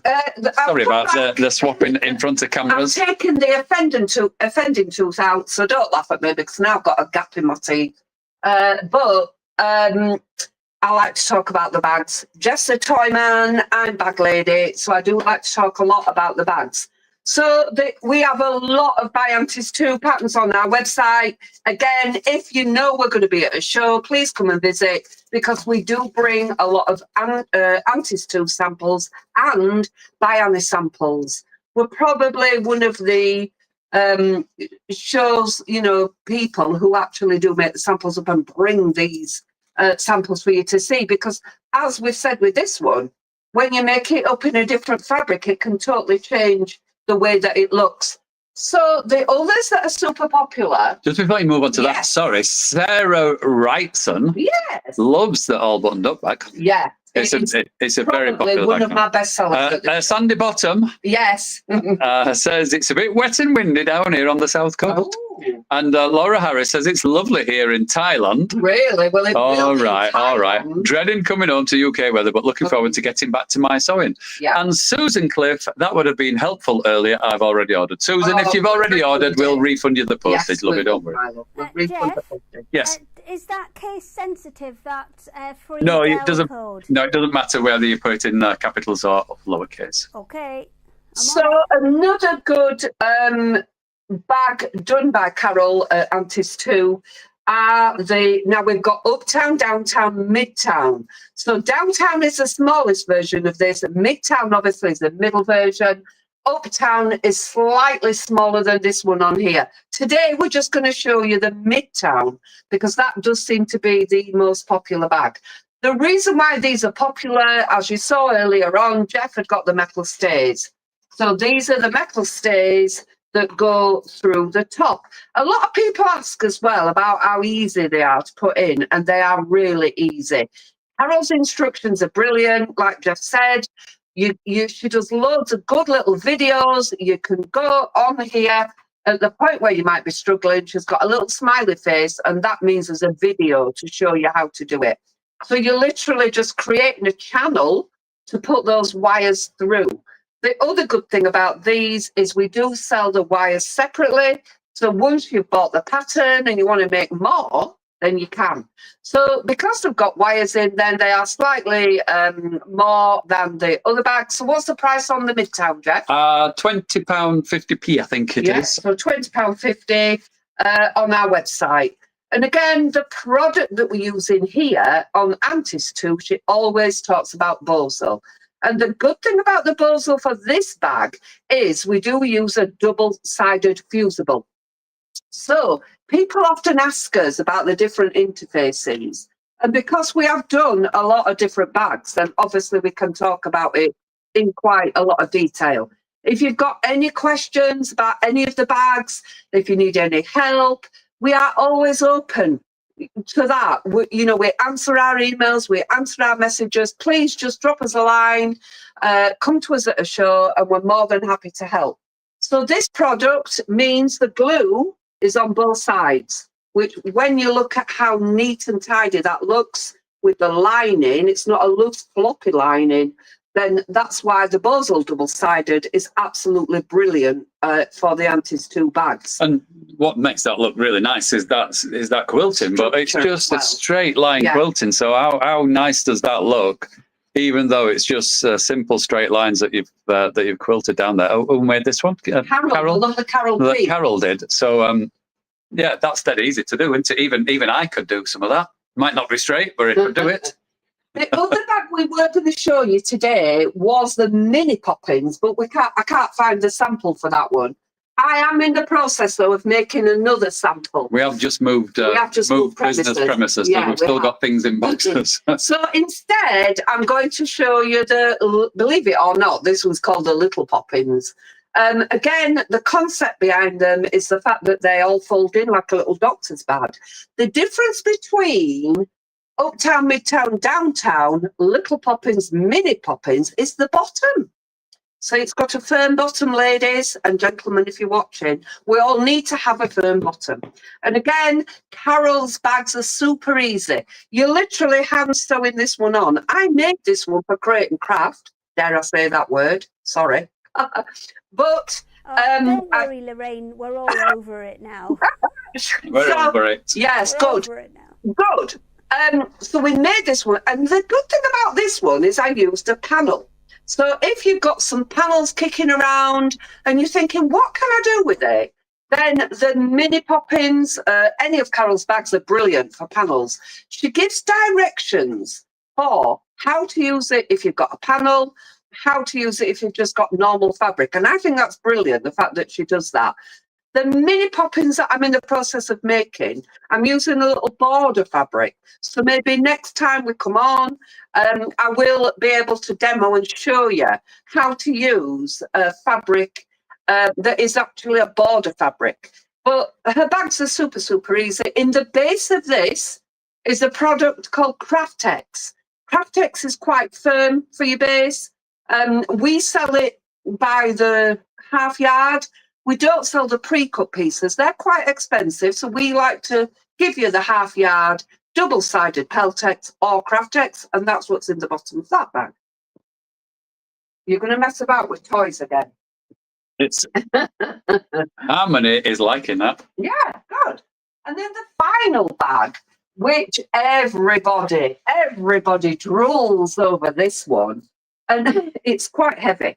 So this one is called the Weekend Duffel Bag, and it is one of the new bags that Carol introduced, and it's huge.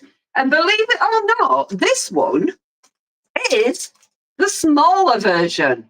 Now, we did have a lady who always comes, she's from Ireland, she always makes the bags at the shows, don't she, Jeff? So she made the bigger version, and she actually said, I could fit my 7-year-old grandson in that bag. I believe her. So this is the Weekend Duffel. Again, it's got a quilt inside it. It's huge. Look how big that is. So it's really big. It's been made in the velvet, William Morris velvet. Again, the bags are really, don't be put off by it. Don't look at it and think, I can't do it. You could easily fit a reasonable size sewing machine in that bag if you wanted to. Not obviously the big quilting machines, but, you know, a normal sized, decent sewing machine, you'd easily fit that in if you wanted it to be a sewing bag. And I have to say, quickly though, Jeffrey, that one has been made by the lovely Jenny Janes. I mean, what a job she's done with that. It's absolutely stunning. It's by far one of the ones that everybody loves when we do. There's a couple of questions or comments I can quickly tell you. Pat Newton says they are fantastic customer service. Would happily recommend if you've not ordered from Oh So Sweet. Anne N. Den Hembry, that's the right name. Mouthful. Anne N. Hembry. I've never made a bag, so which would you say would be the best to start with, Lorainne? They're all fab, by the way. I think I would start with either Downtown, because that's quite a smaller bag, or the little mini poppins. If you want a firm bottom on your bag, then the little mini poppins. If not, the smaller version of this one. And the reason why is if you look at it underneath, so it's one big piece of bosal, and then you join in it at the side. So this one's pretty good. If you're a beginner to bags, I would try the downtown version of that one. Yeah, just so people are aware, it goes downtown, midtown, uptown, same kind of style of bag, but different sizes. Yeah, and again, we're always at the end of the phone or messenger. If you need any help, we'll do video calls with you as well. Debbie Bucknell says, made a mini poppins of this, and it's like a magic carpet bag, loads of space in it. Yeah. And Jules Job says, I have some of these patterns from Oh So Sweet, and they are fab to make. Thank you, ladies. So I must say, Jeff, you're doing my job for me. This is great. Sorry. It's because I'm used to doing it when we do our live. Doing our live. He was doing such a lovely job. I actually had time to run to the car and get my samples that I'd forgotten. Oh, that's good. That's brilliant. Good. Yes, the Aunties 2 bags, again, we are quite well known for the bag making. We do zips, we do the interfacing, we can guide you on the right interfacing. We do all the Bayani, as I said. And I think next time, maybe, Hayley, we might do a little tour of the room with all the Annie and Funky Friends patterns in. Because if you don't get a chance to go to a show and see us, if we show you how much we have of those products, you'll be amazed. Absolutely. The Secret Sewing Club is kind of free to do what you want with. And I've put your delivery code up there on a strap on the bottom now. Thank you very much. Paula Eklund has said she's just ordered the Memory Bear using the code. So yes, thank you. The other one we forgot to mention is when you order 3, the website will automatically give you 3 for 33. So it makes the Funky Friends factory patterns are normally $12.99, so it makes them 11 each. So if you're buying 3, you will automatically get 3 for £33. Oh, well, there you go. I mean, next time you tell me, I'll put it on the thing. I know. You did me a big favour because there was a lady whose mum wasn't very well who was supposed to be on this weekend, and I just rang these 2 up and they were like, yeah, we'll come do it. Yeah, so we are a bit flying by the seat of our pants, as people know. That's just what we like. Anyway. Yeah, well, exactly. It's more fun when there's a bit of pressure to it, isn't there? Yeah, so if anybody that's watching now have got any questions about the bag making, then we're happy to take questions now, Hayley. We'll let you do that, not Jeff. It's all right. I shall wait for them to come in. I'll probably catch you kind of next time round, but I shall go and grab everybody else. Yeah, that's great. Unfortunately today, because we've got a weird echo that we can't get rid of, we're not getting to do a lot of the kind of back and forth chatting that we usually do. But we have substituted it with additional demos. Oh, hang on, I've got a question from Sarah. She says, how much double-sided bosal does she need for the 2 Aunties Midtown bag?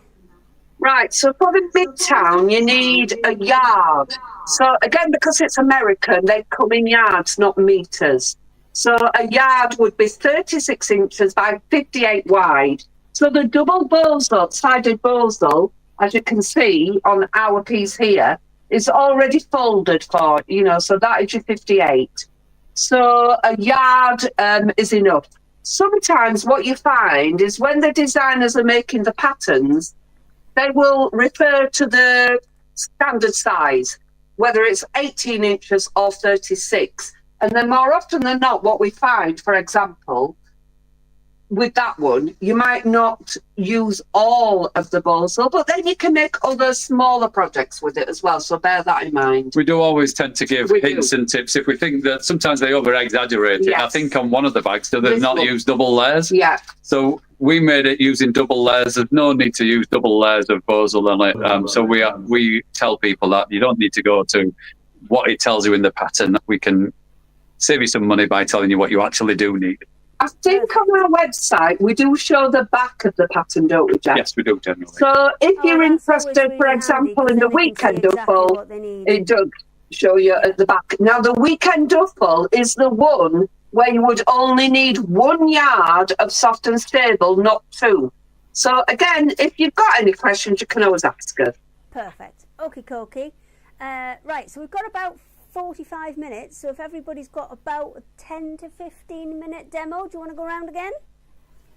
Yeah, and we can come back. We'll do more talking.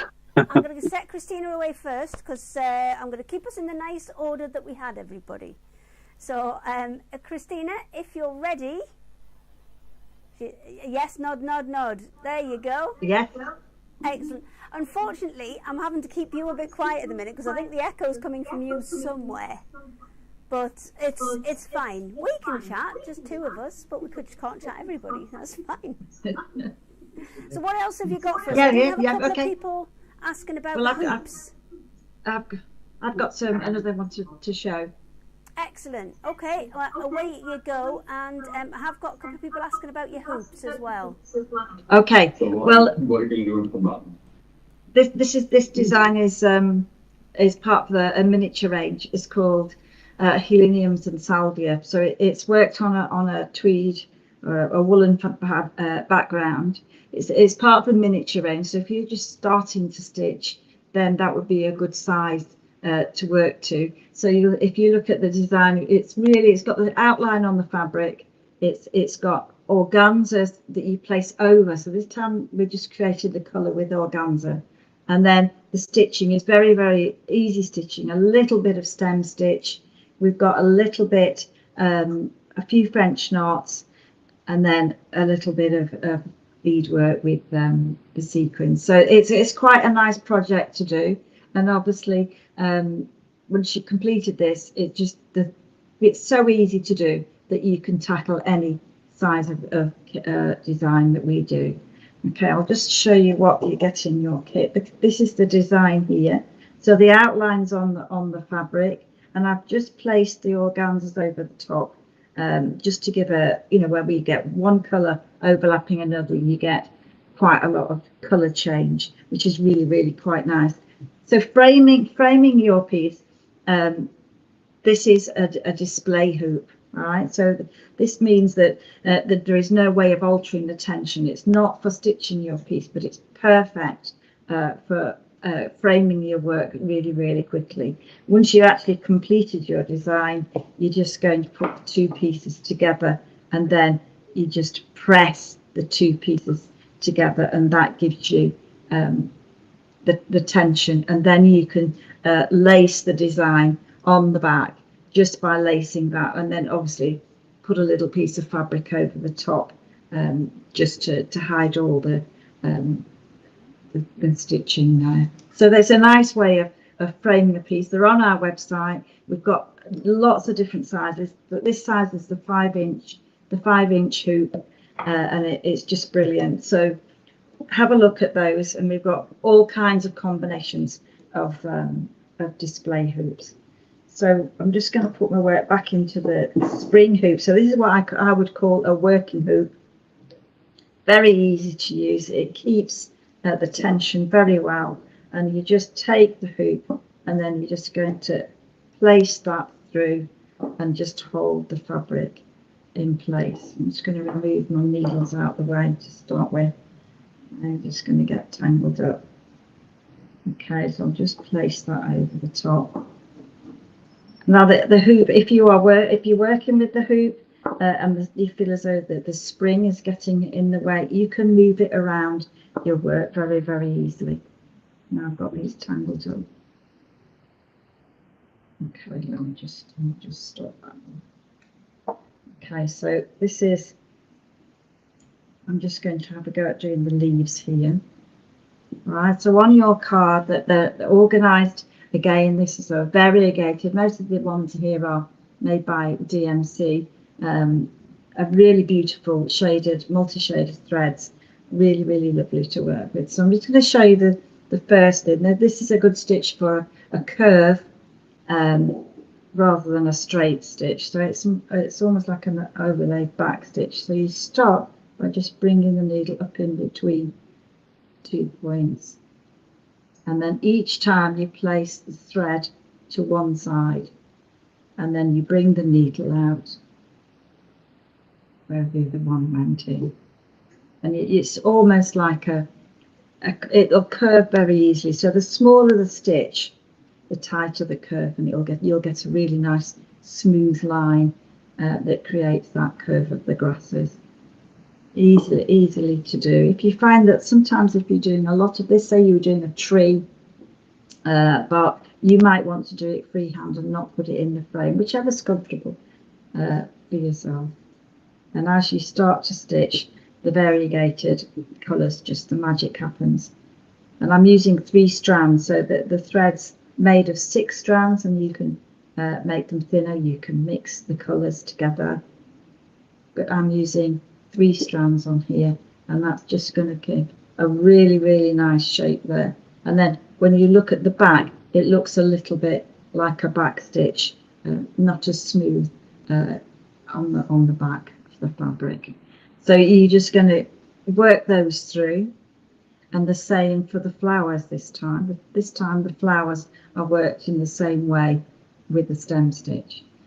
Really lovely. Stem stitches are one of those stitches that's really very useful if you're doing lettering or if you're doing an outline shape. It's the perfect stitch for that. So I'm just going to fasten that thread off there. And then I'm just going to show you the colours that are in here as well. So you'll get a collection of beads and sequins with the kit. And so you'll get a mixture of shades of teal and shades of green, a couple of gold and some gold sequins. So that whichever one you can, if you just want to put a little bit of sparkle on there, you can do that, or you can go and use the whole lot, because I tend to put so many beads in, you've got extras for another project. But the idea is that the leaves here are worked in the beads, and then the gold beads, and then the sequins at the top there. So it's a really simple, easy design to do, and really fun to do, especially, you know, if you're traveling or you're just going around to visit somebody. You know, it's a very portable project that you can just put in your bag and take with you. Really fun to do. So I'm just going to show you how you do the flowers. Now this is a piece of organza. So you just cut the organza into a small rectangle or a square. Just it's only about 1 centimetre in size. You're just going to fold that into 4, and then again into a sort of cone shape, and that's going to make the flowers that are going on the salvia further down. So to do those, you just take a pin and just hold that in place, and then you can just secure those with a French knot. Now I'm just going to use a French knot for one colour. It'll be okay for the moment. So you're just going to secure the organza. So very easily with either a straight stitch or with a French knot, and that's just going to hold that in place.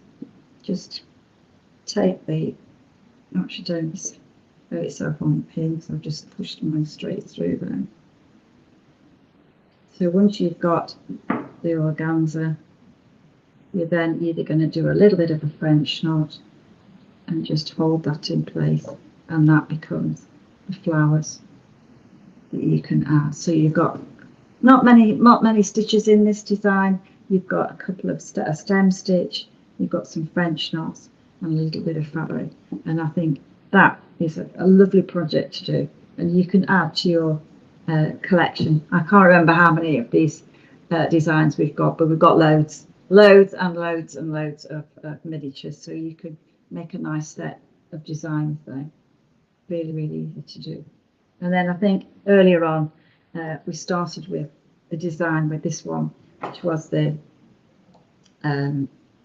sand. I've added a little bit to that, and again this will be perfect for the to display in the 5-inch hoop, and I've just added a couple more beads. So you'll find in this design that there are some really fabulous beads, sequins, some are glass, some are wooden, and that's going to create, once you've done your sort of main elements of the shells, then you can fill in the whole area with beads, sequins, or even just French knots.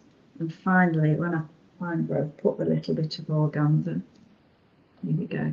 So once you've got all your elements on your design, and you can really see and make those shine, the next bit is to do the little bit of the seaweed on there. And in your kit, you'll have a little bit of organza that I've just torn, and I'm just going to twist the organza, and then you can pin it on and distort the fabric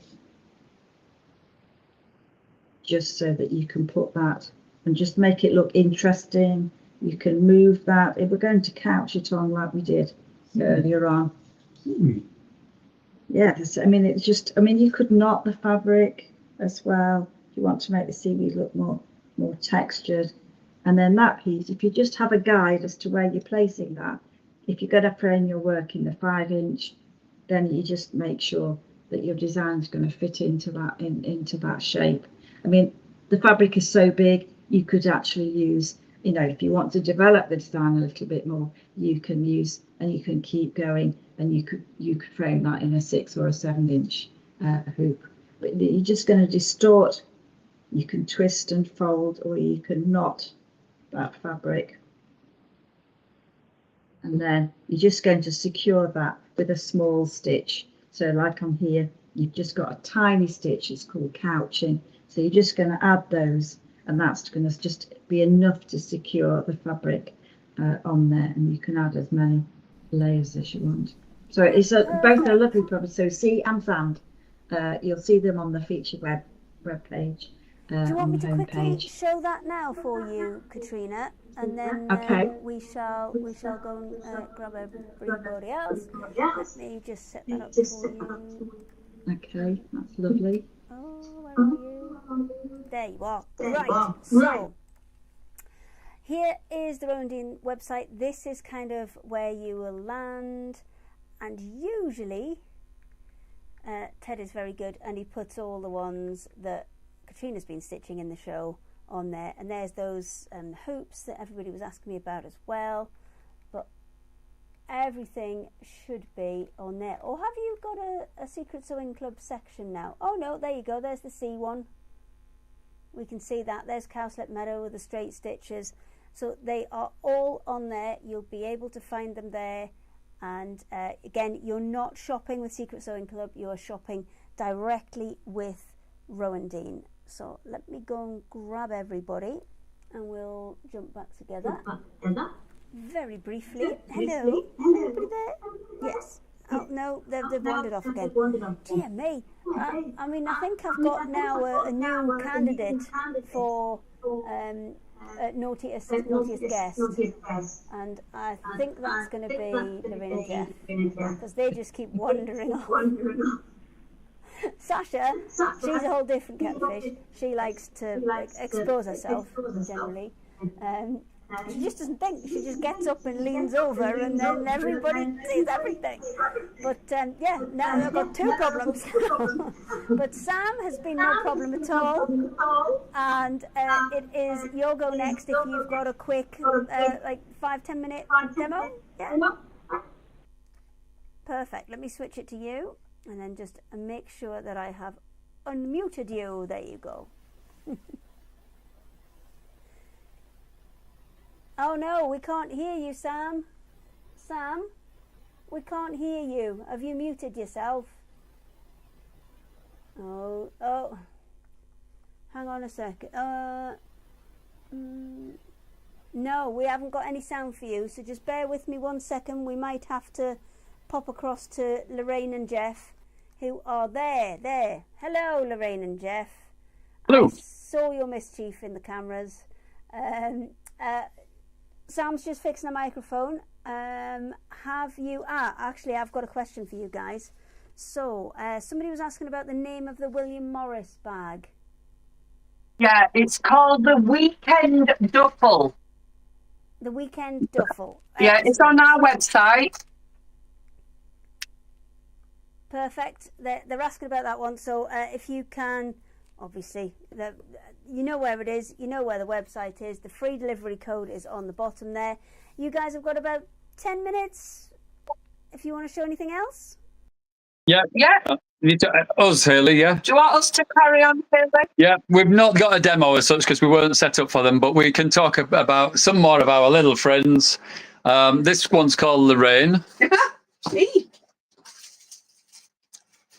No, it's not. It's called Greg the Gorilla. So we just wanted to introduce a couple more of the funky friends to you, and just reiterate about some of the techniques with those. So we've got the sloth. This is Slowpoke the sloth, who's just hanging around, not doing much today. Is having a day off from chewing all the leaves. And then we've got Crocodile Steve. Now, an interesting little footnote for that is Crocodile Steve, because Pauline lives in Australia, is actually named after Steve Irwin, the guy that used to kind of capture the crocodiles and rescue them, and the guy that tragically lost his life when he was kind of diving, I think. So that's what he's named after, Crocodile Steve, but a cute little crocodile that is very popular for kids, etc. Steve Irwin was stung by a stingray. Yes, stung by a stingray. See, full of useful information. And then Lorainne is holding up Calico the signature bear. Yeah, so do you want to grab that pattern, Jeff? Because it doesn't actually look like anything on the pattern. I call this one Curly Ted. And again, we've made him in this lovely kind of boucle fabric with his little faux leather pads. And he is jointed.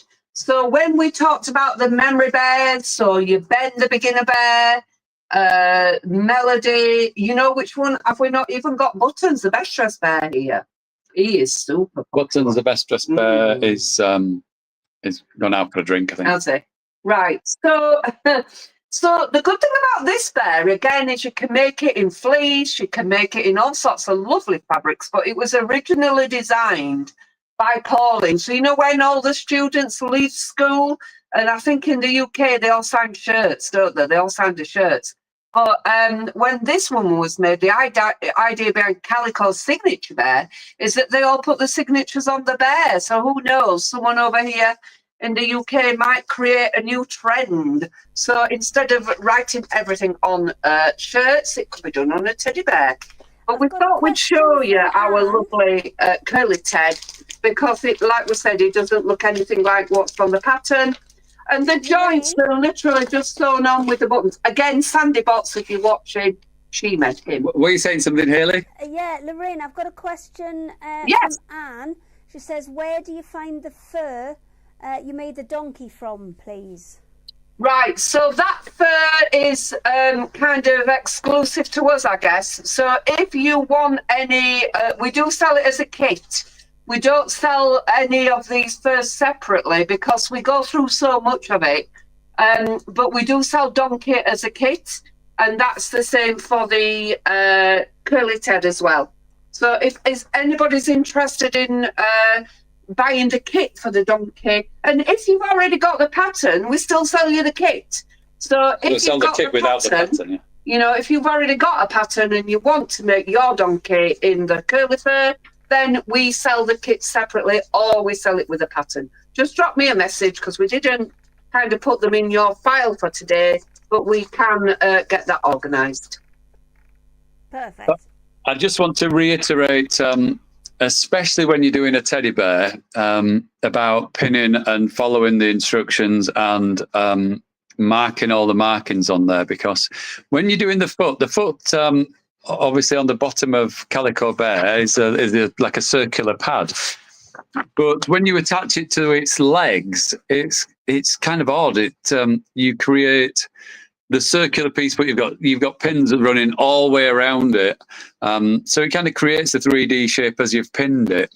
So it's absolutely important that you use loads of pins on that at that point, because creating a circle without any puckers, and again, Pauline gives little tips about how you snip the seams all the way around the edges of here. You put little snips in there on the inside to allow you to do the curve without any little puckers or tucks in the end.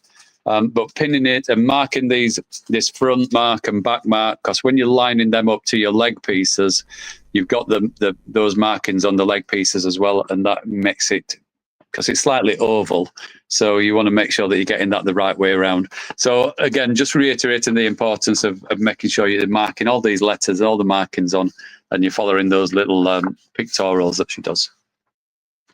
Right. What else, Lorainne? Have you got something anybody else? Got any questions for us? Not at the minute. I've got a thank you from Anne for asking hers. If you've got any more questions, I'll just drop them in to you when we're all back together. But I think Sam has sorted herself. She's ready now. Herself out. She's sorted her microphone out. There was nothing wrong with Sam. Sam is fine. I shall switch you over to Sam. Okay. And she's going to show you one more thing. Hang on 1 second, Sam. I've just got to unmute you. There you go. I think that's the only time somebody's ever said that there's nothing wrong with me. You're welcome. There's not. You heard it here first, people. There's nothing wrong with me. No, my microphone died. The battery on the Rode wireless. Is that what it was? So I had to swap my battery packs. That's all right. So, we're all that's good. fine. It is a long haul. I'm used to doing my shows, so I've got spares of everything. I am prepared for every catastrophe except me. Okay, so in the second demo, I showed you very quickly how to fill the cherry blossom template, and all of the templates and things come with a full tutorial, be it either PDF download or a video. We've got a whole bunch of videos on our YouTube channel, so after the show do head over to our YouTube channel. And I mentioned right at the very start that if you shop the Mum's Makery link, and the link that is the QR code, which I will again just pop into chats for you, you'll probably get this link before I actually mention it. But can I do it again? I don't know. It's a very special link, so you won't be able to see the products that I have here because they're not visible on the website until the 1st of February. So it's kind of an exclusive everything here. The snowdrops and the lovely lavender are quick starter kits, which I don't normally do on my website. So if you are interested in having a go at needle felting, then we've got some little quick kits that can really get you started in a flash. And as I've mentioned earlier, the snowdrop template, that makes these lovely large daisies as well. So the templates are very, very multi-purpose. So in the last demo, I made this, and look what else. No, I'm kidding. I already had these made, but I don't have an iron with me on the set. That would just be chaos incarnate. So what I would normally do is, once your flowers are made, you would press them with an iron, and that will take your, I've got some leaves here which I've got for another project, but can you see how beautifully thin they are? And this one's a bit fluffy. So yes. Can I ask, when you iron them, do you use steam or no steam? I use all the steam and all the heat. I do everything to wool that my grandmother told me never to do. Just full beans. Full steam, full heat. The tutorial will take you through it, but when you press a potato. I know we've been on a while. I'm making up my own words now. I've had so much coffee. When you press a petal, you press and you just give it a little bit of a wiggle. You don't drive. So unless you actually want to flute and distort the thing that you're making, and in some cases like leaves, you might want to do that. Usually you're just putting weight on it, you're driving that steam in, and it just knocks all of the air out of it, makes it really, really nice, super thin petals, and that's how you get that finish. And then you just take a very, very small pair of snippy scissors and you just cut off any little frizzy bits or wildlings that you might have around the edges. I do want to very quickly mention that if you do shop any of the products off of the super secret link, then there will be a free gift, which you should automatically get dropped into your bag.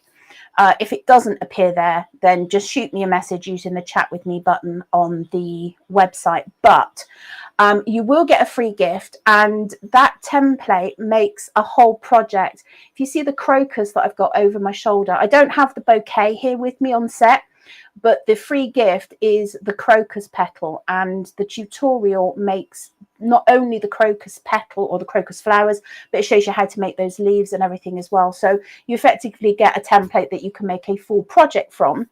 And I don't think she's in any of the chats, but one of my lovely ladies, Joanne, used the crocus template to make moth wings. And they're absolutely delightful. So again, lots and lots of scope with the templates for making a lot of different types of things. The website is mumsmakery.co.uk, but we do have a birthday bonanza going on all this month, and there are games and stuff in our Facebook group, which is facebook.com/groups/mumsmakery.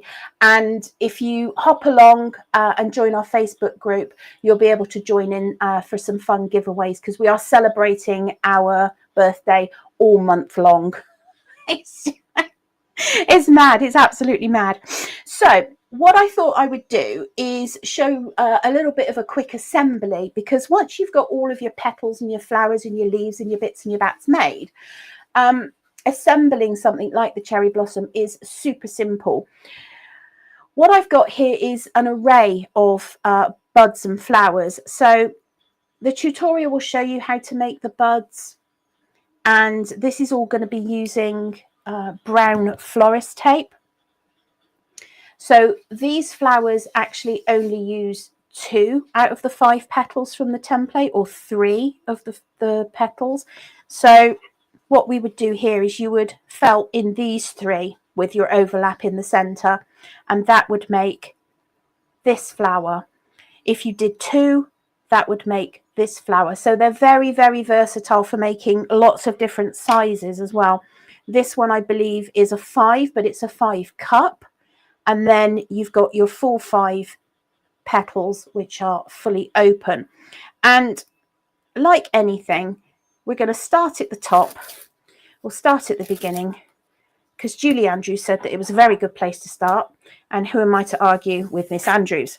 So if you are unfamiliar with florist tape, it's the weirdest stuff. And you can probably hear it squeaking as I draw my hand across it. It's not sticky, but it will stick to itself, and it's activated by a pulling technique. So I've got myself a piece of tape that's far too long, but I'm going to start with just a couple of buds. A little bud at the top, position, and then just twist those wires together. Then I'm going to add another bud just a little bit further down, and you can look at compositions in pictures. So what I'm aiming to do is make a little sprig like this one.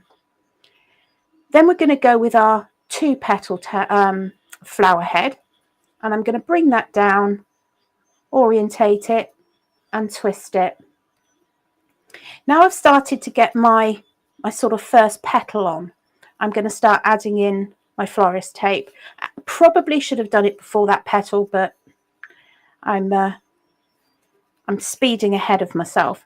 So you just wind it on, overlap it, wind it down a little bit, then you add your flower, twist it on, and then give yourself a couple of wraps like that. Then come down a little bit more to where you want to add in your next one. So I'm going to add it in about there. So maybe just down a little bit more. And stagger, you know, you want to stagger your flowers. Not necessarily directly opposite, but you need to look at it from sort of all sides. Wind that round, give myself a little bit more. And you can start seeing that it comes together so quickly. Now I've got some of the 5 petal cups, so I'm going to pop one in there. twist it all round. And you could go on ad infinitum, just adding and adding and adding, because as you add, this keeps extending. So I'm going to put one there. I'm going to pop another one there. Let's just wrap that round. But you can see how quickly, you know, you can make up these little sprigs for table decorations, for little gifts. I'm going to put in a couple of, so now I'm getting down into sort of what I want to be the bottom. So I'm going to put a couple in together, almost at the same level. Twist those wires around. And then take my tape. And if you break your tape, you just go back up, overlay, like that. And then I'm going to put a final one, I think, maybe a little bit lower. I said the tutorials really do take you through every single step. And, you know, nothing is really left for you to guess. And I'm always on the end of a message, the website. You can always just message me through my website. It sends me a message and an email. So I've got some very sturdy wire cutters. I'm just going to trim that off. And then take my tape all the way down to the bottom. And that's how quick it is to assemble an entire sprig of the cherry blossom. And here's the cherry blossom just used as a little accent. And then I've also got three sprigs here in a vase. So there is just so much scope for making. And if you're making something else, some people have added the flowers to other creations. So if you've got a mouse, for example, you can have a mouse holding a little snowdrop. And the templates really do help you take all of the guesswork out of your creations. It really is a good way to start with needle felting, because we give you an approximate weight of wool, and we give you a jumping off point for creating the actual shapes that you're going to need. The foxglove project, which is this huge, lovely, great big bad boy to my right, is made up of, these are all of the petals. There's your calyx, and obviously that's a star shape. So, you know, you've got another shape there. And then there are 3 leaf template shapes as well. So that is the foxglove template set, which can go from making a little sprig or something like this up to a full, I mean, it's not a life size, because I've seen one of those in life size and they're taller than me, but you can add as much, you can do as much or as little as you want with a project like the foxglove. The all sorts as well, amazingly versatile project. You can make a tree, you can make a key ring. There's just so many ways that you can do needle felting with these templates and take them on completely different journeys. You know, the snowdrop will make a large daisy. You know, just absolute array of projects that you can make. And our Facebook group, I will warn you, they're all mad in there, but they are so lovely. They are a group of felting fanatics who are just, the talent is amazing, and they're always so helpful if you've got questions and things like that. So do head over and join our Facebook group after the show as well, and join in our birthday celebratory games. Perfect. Okay, I'm just waiting on Lorainne and That's okay. Jeff coming back. I can chat. Oh, they're there. Oh, hurrah! Well, what I was going to do, because I've been that busy running around trying to sort out sound, I never got to show you the things that we brought this week, but it's fine. I will do that. Do you know what? I'll do that now, and then give Lorainne and Jeff just a chance to get back in, and then we will go and grab everybody. So, what have I got this week? Well, I've background change. We've got the last few, because we did them as a bit of a limited edition one, but the limited edition got expanded and expanded. It's the quilts that we did for Sewing Street. So these are all made from, I'm just put myself underneath my QR code there. They're all made from strip rolls. So these kits come as 4 strips, 4 rolls, and with this one you sew all 4 together in one great big long 12-meter long strip, and then you start chopping it about to create the design. So this one's tumbling stripes, and then there is a pink version which is called Bubblegum Lagoon, but I'll quickly show on your website, I will show you on the website that you actually get both patterns. So I think the patterns might be up on the web, but let me have a quick look for you. So you can choose either of those colorways, and let me see, oh yes, there you go. They come with both that one, which is the log mansion, because it's bigger than a log cabin, or no, she's put the same one on both. So it will show you both colorways, but you actually get 2 patterns included with that. So you get the one to do that log mansion pattern. If you don't like that one, you can go for the tumbling stripes pattern that I've got here. There's 2 different colorways available, and that £10 discount that we offered on Sewing Street is still available, but that will end, I think it is on for another week, and then that will come off, or it's while stocks last, because obviously we do print these to order, but we have to do a certain amount at a time, because we can't just print one little roll, we've got to print a whole roll of rolls. So they are on our website. You can find them in the Secret Sewing Club categories. If I quickly show you here, if you head to the home page and then you just have a look up here for Secret Sewing Club, it will pop down for 26th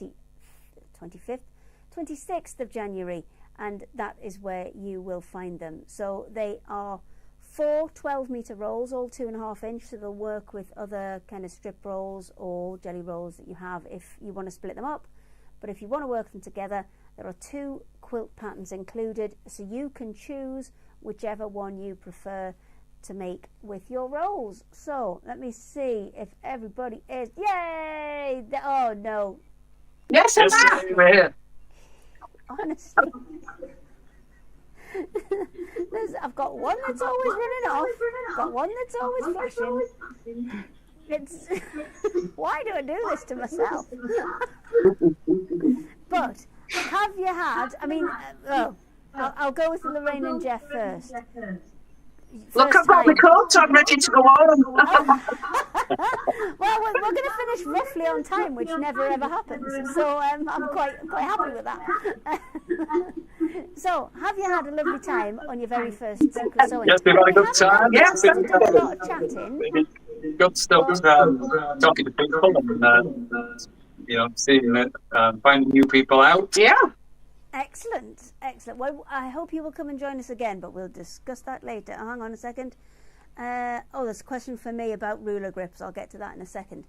And then Katrina, you're like a pro at this now. You've done... Yeah, I think we've had a great time. It's lovely being able to show things, our designs on Secret Sewing Club. We've enjoyed it. Thank you. I also think your stuff's next time, I think it's February the 23rd. We're on. Wow. So that's next time. And then I know it's a little way in the distance, but we're at the festival, Stitch Festival in Islington in London on the 20th to the 23rd of March. So that's a fabulous show if you can get to it. On the 23rd.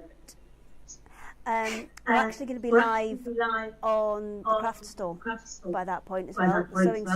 Secret Sewing Club is moving across. It's still staying as its own thing, but it will be going out on the craft store page as well. So hopefully a load of new people will be introduced to you as well. So very, very, very exciting. And Sam, your first one. Yes. Have you embraced the chaos? It's just the day that ends in Y for me. It's not that bad. I mean, No. I embrace the chaos because I am the chaos usually. Okay. So All this is your fault then. No, I've had a lovely time. It's been really, really nice to come and hang out with everybody. And, you know, as some of my ladies will tell you, I will take any opportunity just to sit and have a go at trying to make something. You know, it's just been a really nice environment to do it in as well. So thank you very much for the hosting. It's quite And relaxed. hope I will see you all again in the next one. It's quite relaxed. I've got one more question for Jeff and Lorainne. What is the name of the bag, people, please? The bag people. Well, we're called Oh So Sweet. The patterns that we sell are Auntie's to and by Annie. All on our website. So if you want to put our website details up, Hayley, that would be fabulous. I will. I'll try and answer that question with your website. There you go. Somebody's already done it. Thank you, Lynn. Thank you, Liz. Somebody's done it for us. Brilliant. Excellent. This is why we love these guys, because they're usually quicker than we are. They know everything about us, don't they? But thank you very much, guys. It has been a lovely Secret Sewing Club. Thank you. Check who's Thank you, Hayley. We've got an extra one. Thank you. Well done, everybody. Bear with, I've got admin. We've got an extra special one on Thursday. We are testing the craft store stream on Thursday, and we're testing it with a Secret Sewing Club. So that will be Nice. Daisy and Grace, Sarah from White Gecko, and Anthea, I think. It was basically whoever was on last Sunday. Yeah. Because when they asked me to test it, they just said, can we have the same people as you had last Sunday so we can see if there's more numbers? So I said, yeah, no problem, we'll sort that out. So yeah, we've got an extra one, which is going to be a test. So fingers crossed that all goes to plan. And next week, do you know, I think we've got another new person next week. Let me just triple check it. Hang on. I've got so many computers now. It's getting a little bit out of control, I'm not going to lie. Because there's so many things that you've got to find out. Let me just have a look. Let me see who's on next week. So next week, 2nd of February, we have Natasha Makes. Oh, 2 new ones. Natasha Makes, Sasha Sews, and Sew Thimblewood. Another 2 new ones. I have to join in for that. Excellent, excellent. So thank you very much, guys. Thank you for putting up with the admin. And we'll see you